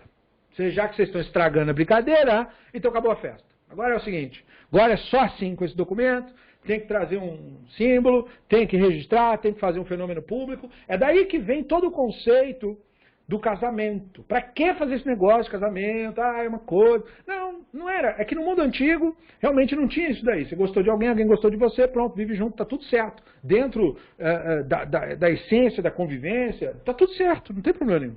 Mas como eles começaram a ver que o pessoal está banalizando o negócio dentro da comunidade deles, onde eles tinham influência, não dá para ficar fazendo lei para o mundo, só posso fazer lei para o lugar que eu vivo. Então eles falaram, não, vamos acabar com essa festa aí. Tá, o pessoal está aí, não, vou ficar com aquela moça ali, agora já não quero mais também. E aí a moça às vezes ficou desamparada. E quer dizer, agora, e aí ela? Ela não importa. Espertão. Então o que eles falaram? Não, senhor. Não, senhor. Agora o senhor vai assinar o documento aqui, ó. E aí quando você ficar, você vai cumprir seus deveres. Mas agora eu não quero mais. Problema seu. Quem mandou você se meter com isso? Agora você vai cumprir com seus deveres. Então isso era para não considerar assim, agora eu não quero mais, vou trocar. Não tem trocar, meu amigo. Não tem largar. Como diz o pai do Chris no episódio do Todo Mundo Odeia o Chris, largar é para bebida e para cigarro. Não é para isso. Isso não tem largar. Exceto se você tiver realmente um motivo para isso. Senão, não. Então nossos sábios se preocupavam. Aí o Rambam esclarece, mas eles se preocupavam apenas com as mulheres judias modestas. O que eles querem dizer com isso? O óbvio. Eles querem dizer as mulheres que obedeciam tudo que eles falavam. Então eles fizeram essas leis para proteger essas mulheres. Agora ele falou, e se a mulher não segue as regras? Aí tudo bem, aí faz o que quiser.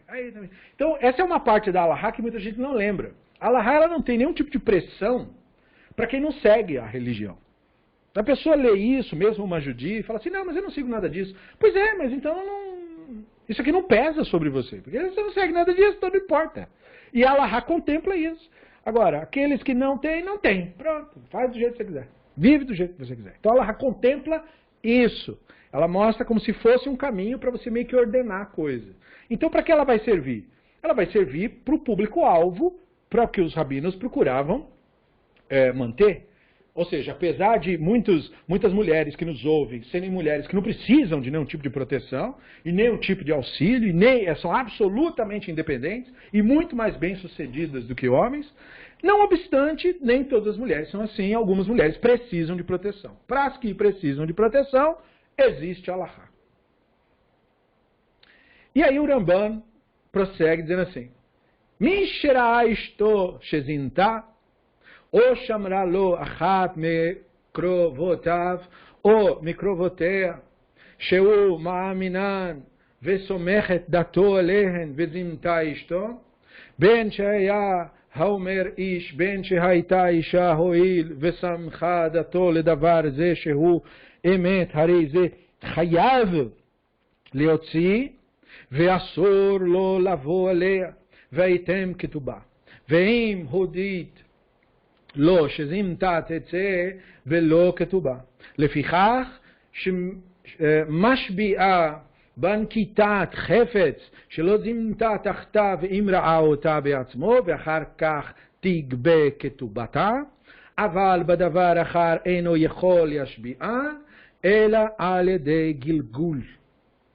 Quando um homem vê sua esposa cometer adultério, vê, é informado disso por um de seus parentes ou parentes dela, homem ou mulher. Veja, o Rambam acrescenta homem ou mulher para dizer assim, não é certa essa visão aí que dizem, a palavra do homem vale no tribunal, ou o testemunho do homem vale no tribunal, e o da mulher não vale. Então o Rambam discordava e dizia, vale sim. Por isso ele diz, homem ou mulher, alguém que ele confia, em cujas declarações acredita, ele é obrigado a se divorciar dela, está proibido de ter relações com ela, porque ele confia na palavra ouvida como verdadeira. Em outras palavras, a Halachá contempla a nossa realidade subjetiva. Ele deve, entretanto, pagar a ela o dinheiro devido em virtude da sua ketubá, a menos que ela admita que cometeu adultério, caso em que ela deve se divorciar sem receber sua ketubá. Portanto, se o marido dela a viu cometer adultério, ele pode exigir que ela faça um juramento, enquanto ela segura um objeto sagrado, de que ela não cometeu adultério enquanto estava com ele. Só depois ela pode receber o dinheiro devido a ela em virtude da sua ketubá. Com relação a outros assuntos, ele não pode exigir que ela faça um juramento, exceto por meio da convenção de Gilgul, ou do rito de juramento que é estabelecido na Torá. Percebam essa cena inacreditável. O cara vê a mulher cometer adultério. E aí, ou ele é informado por fontes absolutamente confiáveis para ele. Ele tem que se divorciar dela, essa é a obrigação dele. Mas ele tem que fazer isso de uma maneira que ele pague para ela a ketubá dela. Se ela admitir que cometeu o ato, aí ela não vai receber nada. Então olha como o Rambam contempla a ação. Então para isso não acontecer, ele tem que fazer ela jurar que não cometeu aquele ato, casada com ele. Mas ele viu ela cometer, então como é que ela vai jurar isso? Pois é. Mas isso mostra uma visão de mundo muito diferente. Ele não aqui, nesse instante, ele não está vendo ela como posse. Ele está vendo ela como uma pessoa que chegou, digamos assim, numa situação extrema e não quer mais ficar com ele. Então a obrigação dele é liberá-la. E por que ele faria isso para a mulher que o traiu? Porque ele quer o bem dela mesmo assim. Então a Halachá contempla uma pessoa que, pelo menos em parte, tenha superado o seu ego. Por isso que é dito, por que ela tem que jurar? Porque se ela não falar, mas ela fez, não importa, se ela falar que fez, ela perde. Então ela não pode falar. Ela tem que jurar que não. E pronto. E aí dissolve e pronto. E bola para frente. E aí Allah diz, Amra lo ishto shezimta tachtav bertsono ve'en mashgichin ledvreya shema inea natna becher aval ibda ketubata ikar vetosefet edda iblaut shaharei oda binznut אם הייתה מאמינה וסומך דעתו על דבריו אחרי זה חייב להוציאה ואין בדים כופים את האיש לגרש את אשתו בדברים אלו עד שיבוא על שני עדים וידיעו זימתה אשתו זו בפניכם ברצונה ואחר כך כופין אותו להוציא. Quando uma mulher diz ao marido que cometeu adultério voluntariamente, nenhuma atenção é dada às suas palavras. Veja que interessante, ela confessou, traí mesmo, você é um traste, te detesto. Fui lá e fiz, o que você vai fazer? Aí ele vai no tribunal, o que o tribunal tem que reagir? Nenhuma atenção é dada às suas palavras. Por que não? Porque ela suspeita de que ela está falando isso, porque ela está apaixonada pelo outro cara. Não está nos seus plenos juízos, Allah determina. Veja que incrível. Né? Deseja ser liberada do casamento. Ela está falando isso porque ela quer, chispar, quer sair fora. Por isso. Não, mas ela disse que não, mas é isso. Mas ela jurou que não, mas é isso.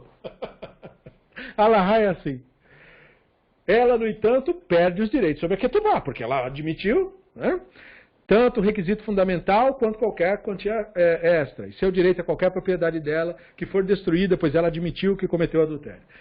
Se ele acreditar nela, porque ela ainda cogita isso, pode ser que não acredite, mas se ele acreditar nela e considerar sua palavra verdadeira, aí ele é obrigado a se divorciar dela. E se ele concordar com os rabinos e dizer, não, ela está falando insanidades, então ele não é obrigado a divorciar dela. Nem assim. Um tribunal, entretanto, não obriga o homem a se divorciar da sua esposa por qualquer meio. Mesmo quando a gente chega nas situações em que a Alahá determina, é obrigado o divórcio. Mesmo nessas situações, o tribunal não obriga. O tribunal avisa que a situação requeriria isso. Mas, em última análise, quem tem que decidir é a própria pessoa. A menos que duas testemunhas aí para o tribunal se apresentem, testemunhem que a esposa da pessoa voluntariamente cometeu adultério na sua presença. Nós estávamos lá tomando café e os dois estavam ali. E ainda os rabinos vão dizer, e por que vocês ficaram tomando café? Mas só num caso assim, ou seja, um caso praticamente impossível. Né? Não, cometeu adultério. Foi mesmo, na minha frente. É mesmo, senhor José. Foi verdade. Estava lá, estava eu e a minha mulher, e eles foram lá e fizeram as coisas na nossa frente. A gente ficou impressionado. Quer dizer, é uma coisa impossível, né? Somente em tal situação ele é compelido a se divorciar dela pelo tribunal mesmo. Senão, não. האישה זינתה תחת בעלה בשגגה או באונס, אחרי זו מותרת לבעלה, שנאמר, והיא לא נתפסה. ועל נתפסה מותרת, בין שאנסה קון, בין שאנסה ישראל. וכל שתחילת ביאתה באונס אף על פי שסופה ברצון ואפילו אמרה הניחו לו שאלמלא לא אנס אותי והייתי שוחרתו, הרי זו מותרת. שהיצר לבשה מתחילה הייתה באונס. Uma mulher que cometeu adultério sem saber, eu não tenho a menor, não me peço explicações disso. A mulher que cometeu adultério sem saber ou que foi estuprada.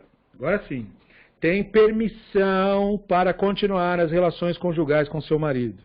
Como implica Bamidbar 15:13, que descreve o adultério, dizendo, e ela não foi estuprada, indicando que se ela foi estuprada, ela é permitida, como se não fosse. Ou seja, que o estupro, a violação, não profana a mulher, apesar da violência e tudo isso, mas o status dela perante a lei, perante os ritos de pureza e impureza, relações entre as pessoas, isso é irrelevante para nós, para os homens ou para a relação entre o casal. Não afeta, não proíbe, não é considerado uma coisa, está suja, está profanada, foi violada. E todas essas expressões, portanto, não se referem à mulher. Note bem isso.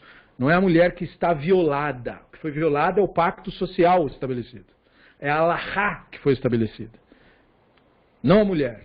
Ela não foi profanada. O que foi profanada foi a sexualidade que foi profanada.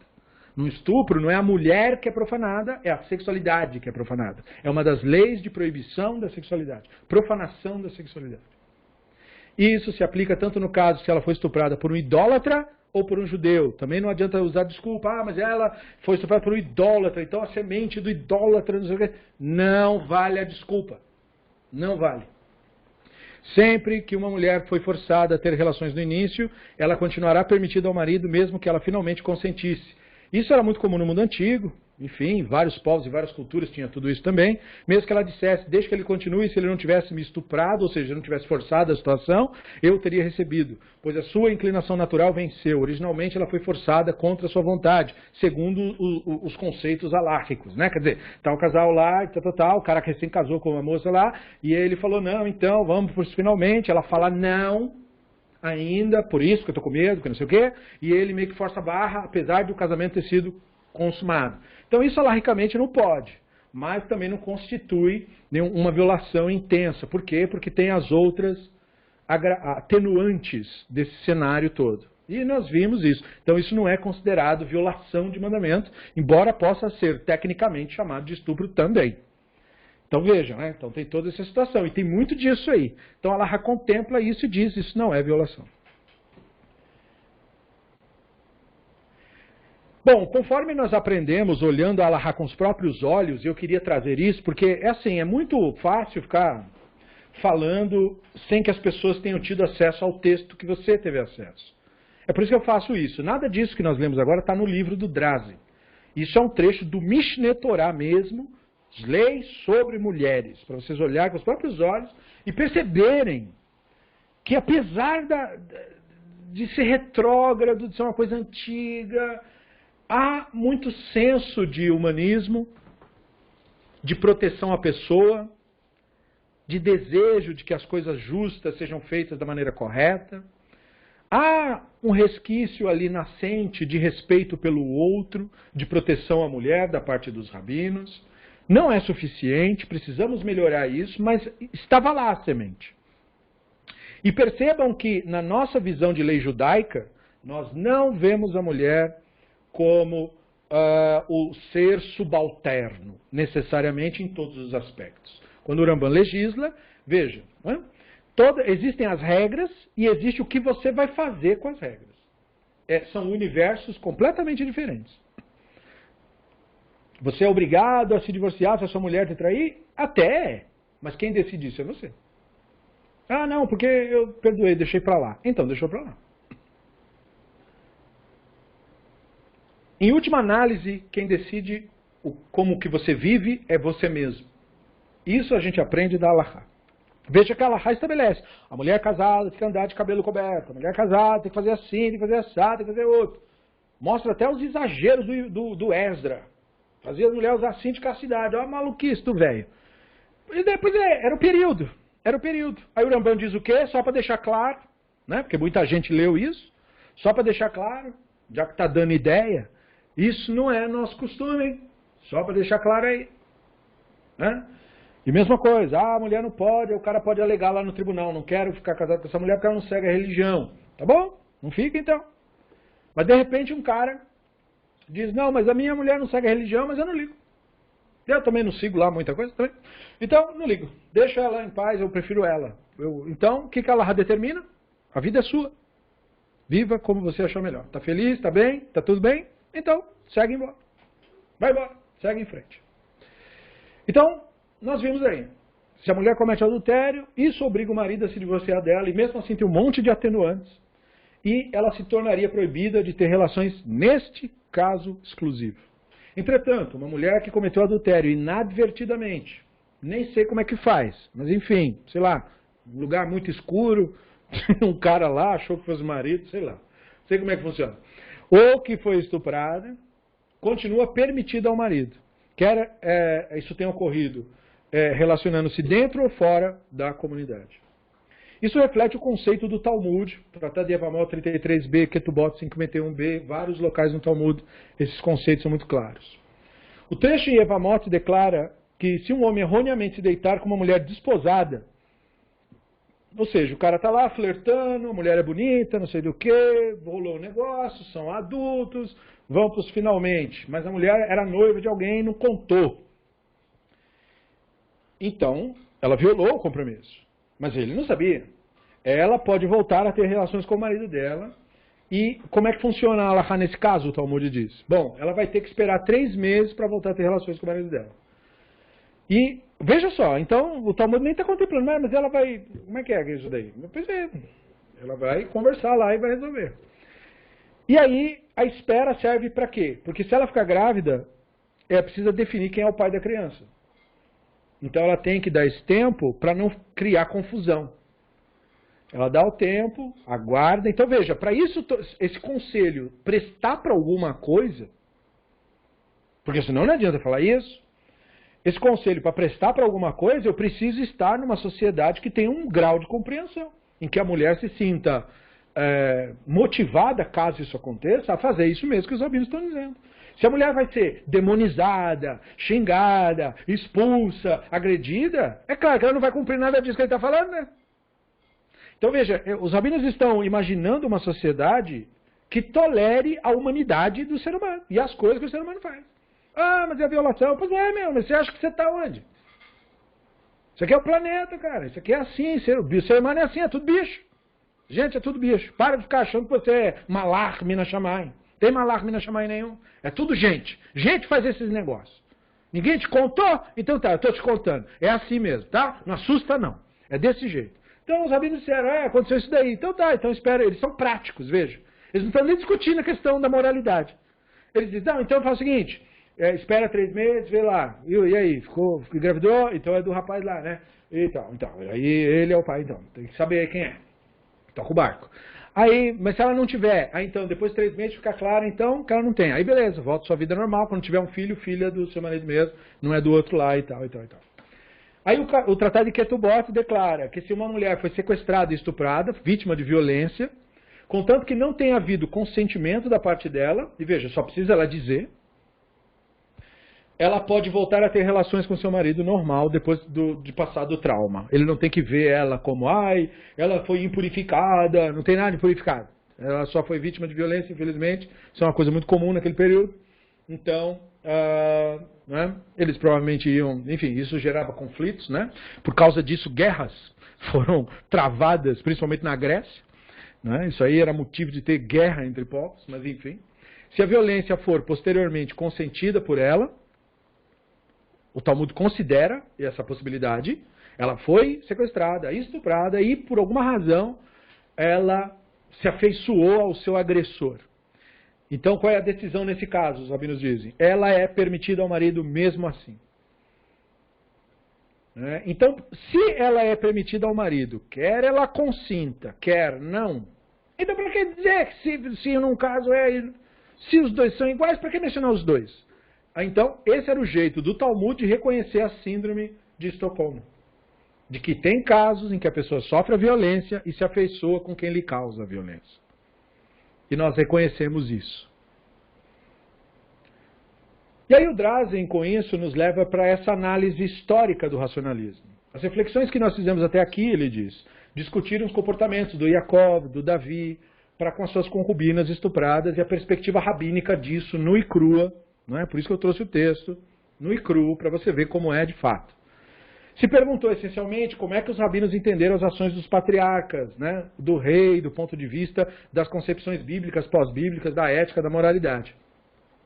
Agora, eu quero que vocês notem esse contraste, porque agora vocês têm a totalidade das informações. Vocês viram como os rabinos trataram os patriarcas? Não foi um erro, foi mais ou menos assim, não foi bem isso, não foi literal.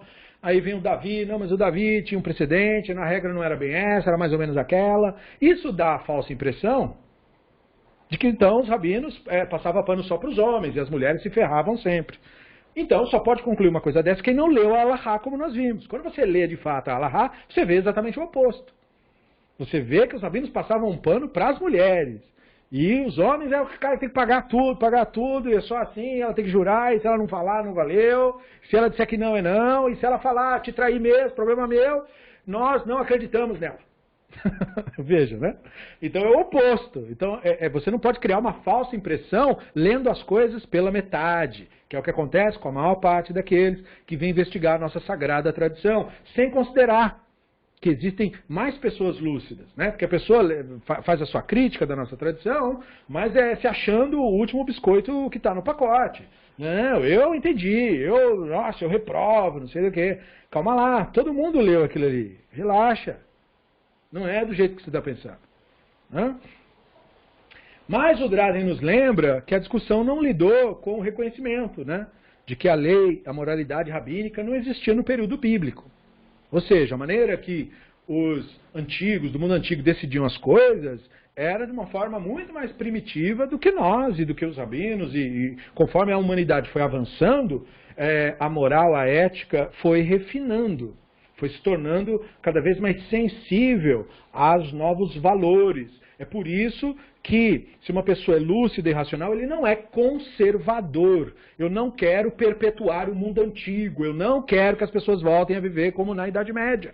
Eu não quero isso. Porque aquele pensamento é retrógrado, é insensível, é injusto. Isso não quer dizer que eu rejeito nada, mas isso quer dizer que eu contemplo novas perspectivas que não haviam sido contempladas no passado. Então eu não posso conservar, eu preciso melhorar a tradição. E a tradição que não se melhora se torna irrelevante, se torna retrógrada. E é isso que nós, racionalistas, não queremos que aconteça com a Alahá, quer dizer, isso é uma utopia, já aconteceu. A Alahá já é retrógrada, né? Então, mas de muito que o Rambam falou, mesmo que eu consiga aproveitar muita orientação positiva, não obstante a isso, muita coisa tem que mudar. Né? Tem que mudar a linguagem da Alahá, tem que contemplar homens e mulheres igualmente, tem que expandir esses direitos aí, realmente tem que discutir a questão do papel de cada um, não é? Tudo isso tem que ser visto, e essa questão dos testemunhos, e essa questão das leis. E veja que em momento algum o Rambam falou de matar ninguém. Perceba como a nossa lei, portanto, que é tão confundida com a lei dos árabes, não é? Que mata as pessoas à toa. Não é? Me desculpem aí os amigos muçulmanos, mas é isso. É à toa você matar uma pessoa, e eles matam as mulheres deles lá por acusações das mais absurdas. Recentemente, um cara lá foi executado por causa de um texto, de uma mensagem de WhatsApp, que eles disseram que é blasfêmia. Vão assassinar o pobre coitado por causa disso. E na nossa lei não tem essa linguagem da morte. E, infelizmente, as pessoas pegam os textos bíblicos e nos associam a esse tipo de visão de mundo. E como vocês puderam ler e ouvir, não somos assim, não. Não fomos assim, nem no século III, nem no século II, nem no século I. Nada disso. Então, aquelas cenas, os judeus pegaram a pedra para tirar no pobre do herói. Não. Não é desse jeito que funciona por aqui. Talvez tivesse sido assim no período bíblico. Mesmo assim, não temos um testemunho desse escrito exatamente em abundância. Nós temos algumas cenas bem malucas, mas assim, lá atrás, lendárias. Por exemplo, lá na época do Yehoshua tem uma cena dessa aí. E ali com Israel, lá o cara que pega gravetos. Então são cenas icônicas. Você não vê isso como prática da população. E, portanto, como a Alahá se desenvolveu do jeito que se desenvolveu, nós temos evidências mais que suficientes para mostrar que o que quer que os nossos colegas muçulmanos tenham concluído aí das coisas dele, eles enlouqueceram mesmo. Porque o nosso rumo é o oposto. E nós sempre, né, o povo de Israel foi acusado justamente disso, de não cumprir a lei, eles não cumprem a lei. Porque a gente não interpreta as coisas ao pé da letra. É nossa característica. Não fazemos desse jeito, não é o modo, não é como a tradição foi passada. Por mais rigidez que tem, mais loucura que tem, ela também tem uma parede ali. E é claro, sempre tem um maluco que quer derrubar essa parede, quer ultrapassar. Mas eles são a minoria da minoria da minoria, mesmo entre os mais fanáticos, e eu falo por experiência. Então eu posso dizer que a maior parte das religiões, o extremo do fanatismo leva ou a homem-bomba, ou a miliciano e assassino, por aí. Mas o extremo da nossa religião, na maior parte dos casos, deixa as pessoas isoladas num canto rezando. Esse é a maioria dos casos que eu testemunhei de fato. A maioria dos nossos extremos leva mais à tortura interna do que à afetação externa. É ruim também. Tem que mudar. Mas, pelo menos tem essa pegada, porque não tem esse culto da morte. Esse incômodo de matar o outro. O que é uma coisa boa, mas tem que melhorar, e muito. A discussão que realizamos lidou com a questão apenas por adicionar os eventos imaginados que não faziam parte da leitura direta do texto.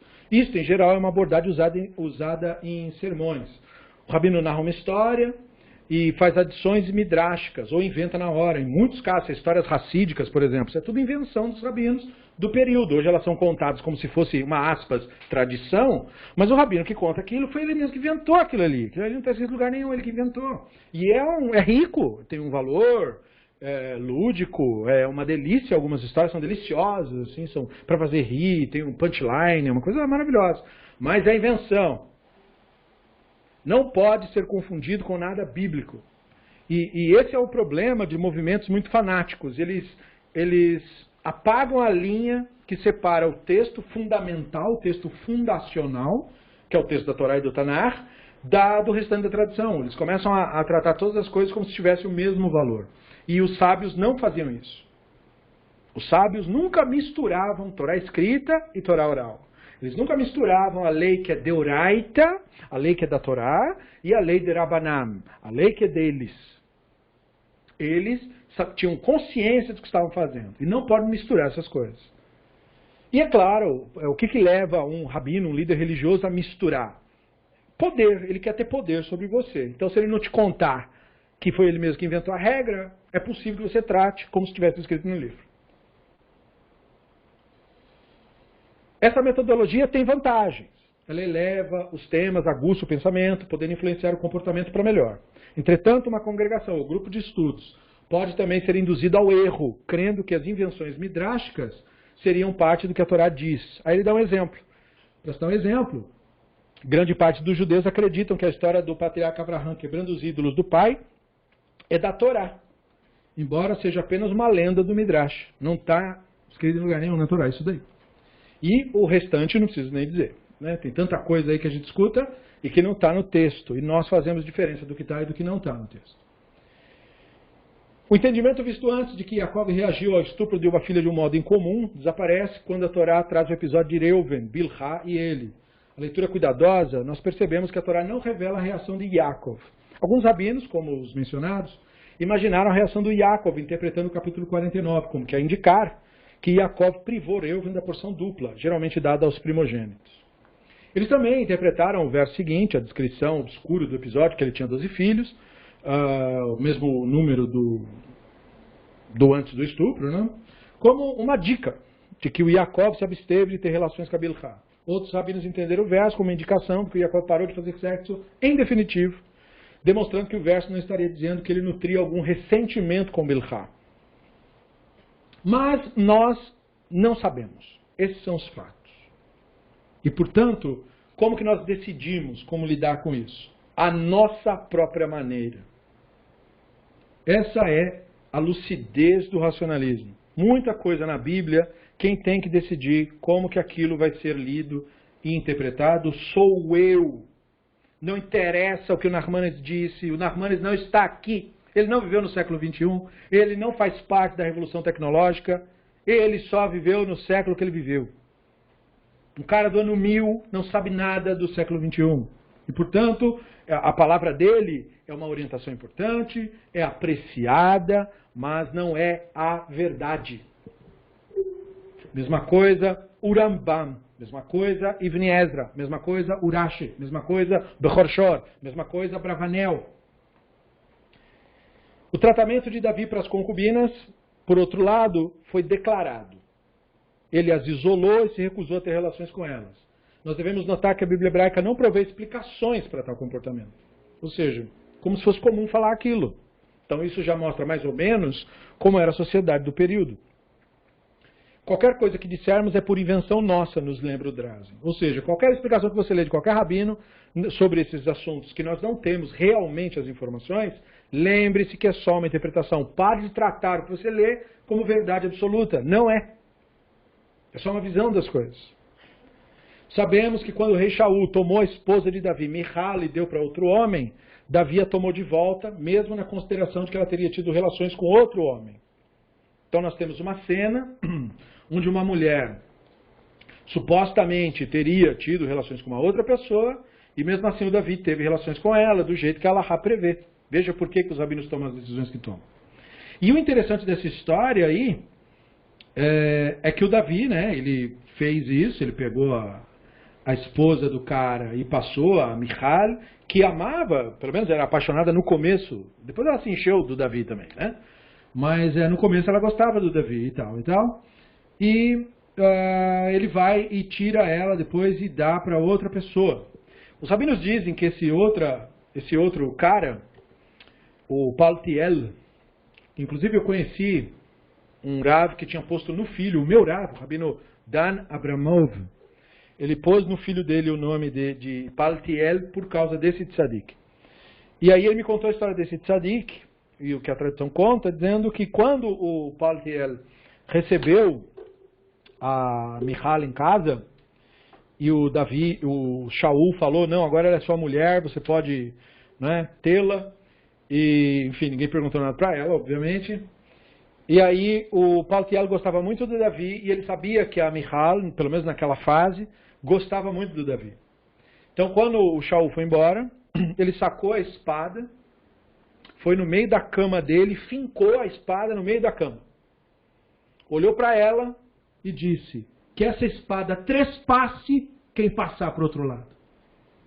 Aí os sábios dizem que o Hashem aprovou 100% o que ele fez. Ou seja, esse teria sido o motivo do Davi ter voltado com ela. Porque depois que passou tudo e o Davi recebeu ela de volta, ela contou para ele isso. E o Davi foi até a casa do Paltiel. E ele olhou e viu a cama e a espada fincada no meio. Então ele falou, esse cara é um tzadik. Bah. Então o cara fez isso, e aí ele é lembrado para bem. Então teria isso a motivação. Mas, como nós estamos agora dizendo, isto é o que a tradição conta. Essa história veio, digamos assim, paralela. Nós sabemos se foi isso de fato? Não sabemos. O que a Bíblia hebraica nos deixa com a impressão? Ela deixa com a impressão de que o cara recebeu ela como mulher normal.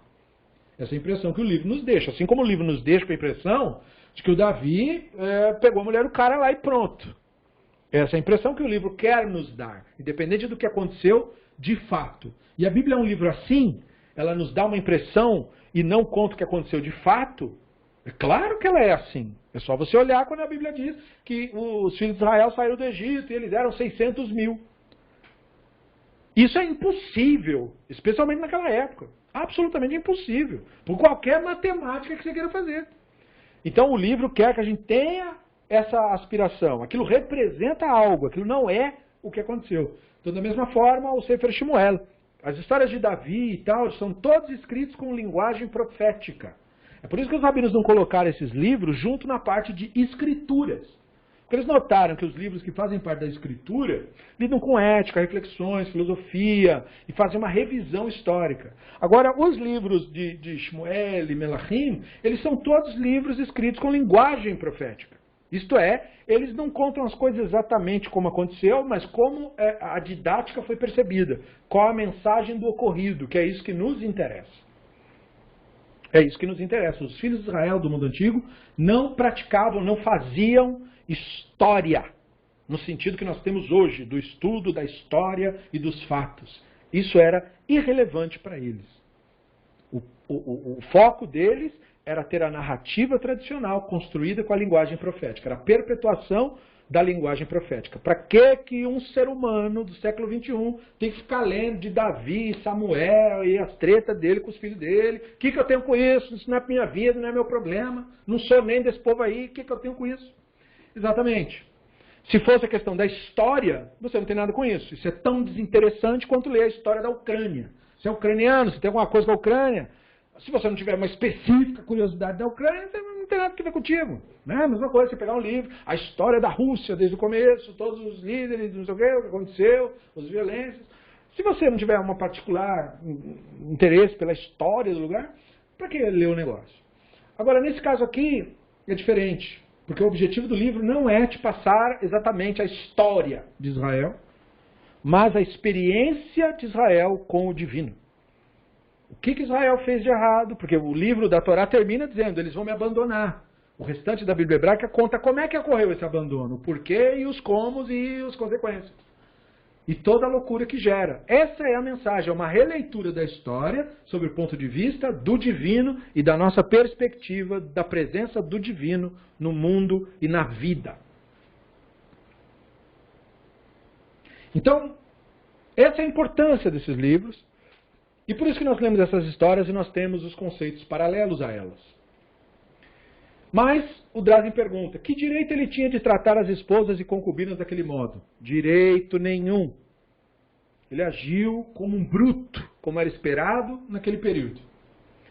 Parece que no período pré-bíblico, o Drazen diz, bem como no período posterior e por muitos anos no período medieval e moderno, maridos achavam que suas esposas lhes pertenciam, como posses, como um objeto que eu tenho em casa.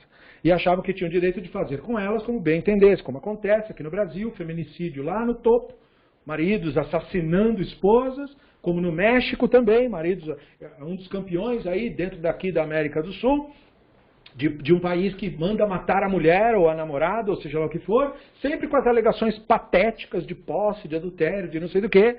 Enfim, gente arruma qualquer desculpa para ser assassino e perverso. Yetzer Hará e o ego humano é o que leva as pessoas a tomarem esse tipo de atitude. E esse tipo de coisa vem dessas leituras equivocadas, muitas vezes de nossos livros. No caso do México, eles são fortemente católicos, então ficam lendo a nossa Bíblia e achando que não é para matar os outros mesmo. Então essa loucura do ser humano tem por principal responsável quem foi que entregou esse livro na mão deles e disse que o que está escrito é para seguir ao pé da letra. Quem quer que tenha feito isso tem o sangue daquelas mulheres nas suas mãos. Lembro-se recentemente do caso que o STJ julgou como lavar a honra. A Zê está lembrando de um episódio recente que o STF estava julgando o caso de você matar uma coisa por lavar a honra, né? Matar alguém por lavar a honra. O cara tentou matar a mulher. Ele tentou matar a mulher e... E daí o juiz julgou que ele estava defendendo a honra. Então existe ainda no Brasil essa estupidez de defesa da honra. Exatamente. E aí o cara foi julgado, justificado na sua estupidez Defesa da honra. por esse argumento de defesa da honra. Então percebam que na nossa legislação, falando de adultério, você não leu nenhuma vez o Rambam dizer que pode matar ela em defesa da honra. E nós estamos falando do século XII, né, no caso do Rambam. Então, eu espero que você reflita sobre esses valores. Porque a nossa lei, a nossa legislação, ela é retrógrada, desatualizada, e ela precisa contemplar os novos tempos. É por isso que nós temos que dizer a plenos pulmões que nós não podemos ter postura conservadora. Eu espero que você entenda agora o que isso quer dizer. Não podemos conservar a estupidez. Não podemos conservar o obscurantismo. Essas coisas não são para ser conservadas, são para ser deixadas nas areias do tempo. Nós estamos vivendo uma nova era e uma nova geração. Nós aprendemos mais nessa última geração, nos últimos 300 anos, com a ciência pós-moderna, do que jamais em todas as gerações anteriores. E mesmo assim, mesmo com essa deficiência cognitiva da parte dos sábios, eles conseguiram perceber a mulher pode sofrer síndrome de Estocolmo. Eles nem sabiam o que era síndrome de Estocolmo. Mas eles disseram, eu já vi esse comportamento. Ela pode não saber o que está fazendo. O que nós vamos legislar? Nós vamos legislar que ela não sabe o que está fazendo.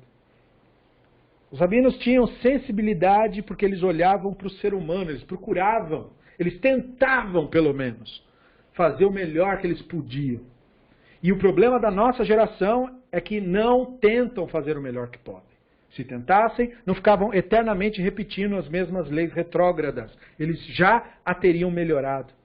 Nós já teríamos um Shulchan Aruch do século XXI, para quem quiser ser fanático ainda hoje, mas melhorado, adaptado, corrigido. Mas um Shulchan Aruch do século XXI não pode ser sexista, não pode ser machista, não pode ser racista, não pode ser homofóbico, não pode. Porque os atuais conhecimentos, os atuais, refutam todos estes comportamentos. E porque não são assim, é que são retrógrados. Então, apesar de tudo, esse lado positivo, eu não preciso nem dizer, o Mishneh Torah, por nós citado, não faz parte daquilo que rege o judaísmo no mundo. O que rege o judaísmo é outro livro e outra loucura, é Zohar e Shulchan Aruch e os comentários malucos que eles fazem para justificar as ações mais estúpidas. Isso aqui que nós lemos do Rambam é virtualmente ignorado. Algumas pessoas leem só para fazer média, só para dizer que é intelectual. Mas não é uma reflexão profunda e nem uma busca séria pelo humanismo. Como nós sabemos disso? Porque isso não se verifica na realidade social. Os grupos que dizem que estudam o Rambam, na prática social, repetem as mesmas posturas retrógradas daqueles que eles dizem que são superiores. Prova de que eles são cópias daqueles com verniz de modernidade. Os chamados ortodoxos modernos. Não há nada moderno na ortodoxia moderna. Ela é tão retrógrada quanto a que era praticada no século X. A única diferença é que eles talvez não usem as fantasias do século XVII. Só. Mas o pensamento, que é onde precisa mudar, é tão retrógrado quanto. Então nós temos que ter esse tipo de lucidez, entender por que eu preciso mudar. Eu preciso mudar porque eu quero ser justo. Eu quero ser correto. É por isso. Eu tenho esse compromisso com a verdade. Eu tenho esse compromisso com os fatos. Eu quero que a nossa lei se adapte aos novos tempos e permaneça relevante. A lei judaica, do jeito que ela está, ela é irrelevante para os judeus do século XXI. É por isso que tantos e tantos judeus não seguem a lei judaica. Como que eles fariam isso? Se quando eles abrem o livro, abrem o Shulchan Aruch, é estupidez atrás de estupidez. É crença mágica. Olha, você tem que lavar a mão de manhã, porque senão o demônio da sua unha não vai sair. Um cara formado em física vai ler um negócio desse e vai falar, pelo amor de Deus, eu não vou fazer isso.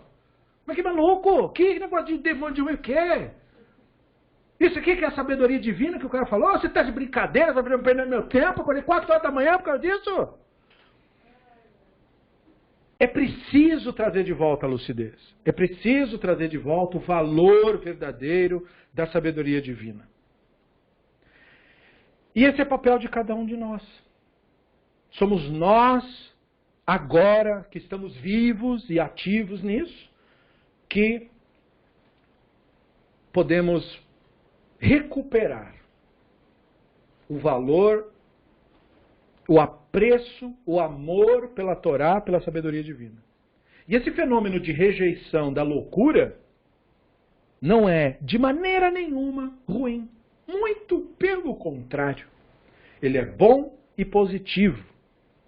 Porque ele é o motor do progresso que nós precisamos desesperadamente. Nós precisamos desesperadamente das atitudes dos movimentos mais recentes, do judaísmo humanista, do judaísmo reconstrucionista, do judaísmo reformista, atitudes mais corajosas, atitudes mais lúcidas, para que nós possamos superar essas loucuras. Para que nós possamos viver sabedoria de Torá com a lucidez adequada deste século.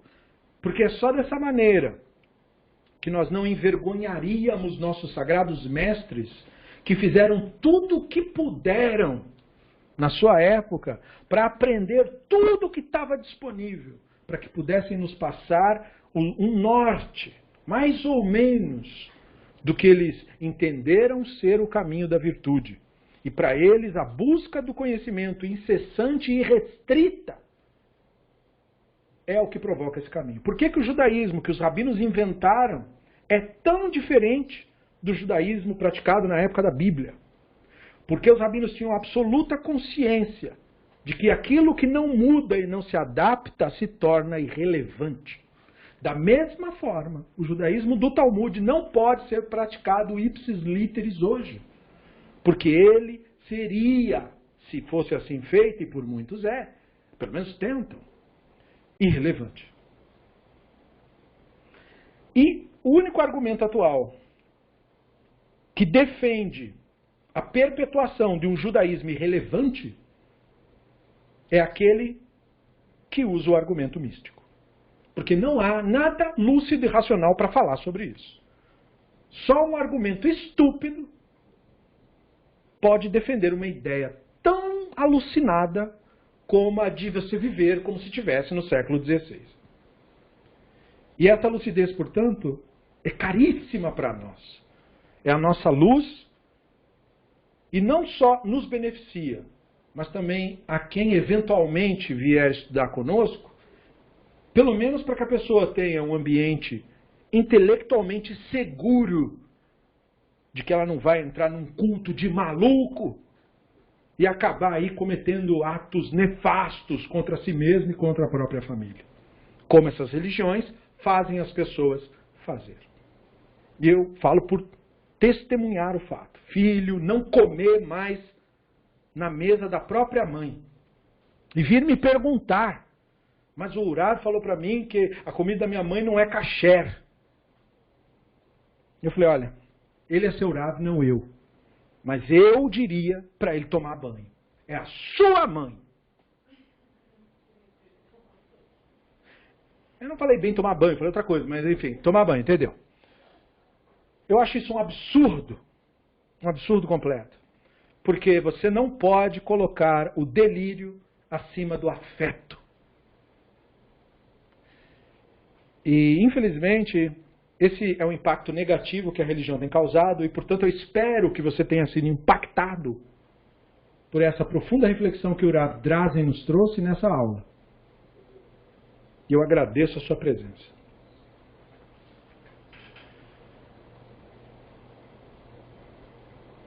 Muito obrigado a todos vocês que vieram. Nós pararemos por aqui na nossa reflexão.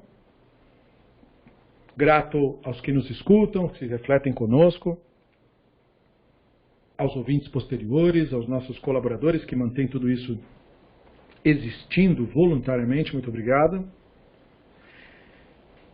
Nessa próxima reunião que nós faremos uma leitura completa do Sefer Kohelet. E eu convido a todos para que participem. É um momento muito especial. Em primazia, nós faremos a leitura completa do livro e depois nós vamos analisar alguns conceitos conforme a presença permitir. Né? Tudo depende da participação de vocês. É uma mitzvah agora, ler Kohelet, e eu conto aí então com a presença de quem se interessar. No mais, muito agradecido. Exatamente, no horário combinado. Uma boa noite, um bom descanso. E até a próxima, Besrat Hashem Barach.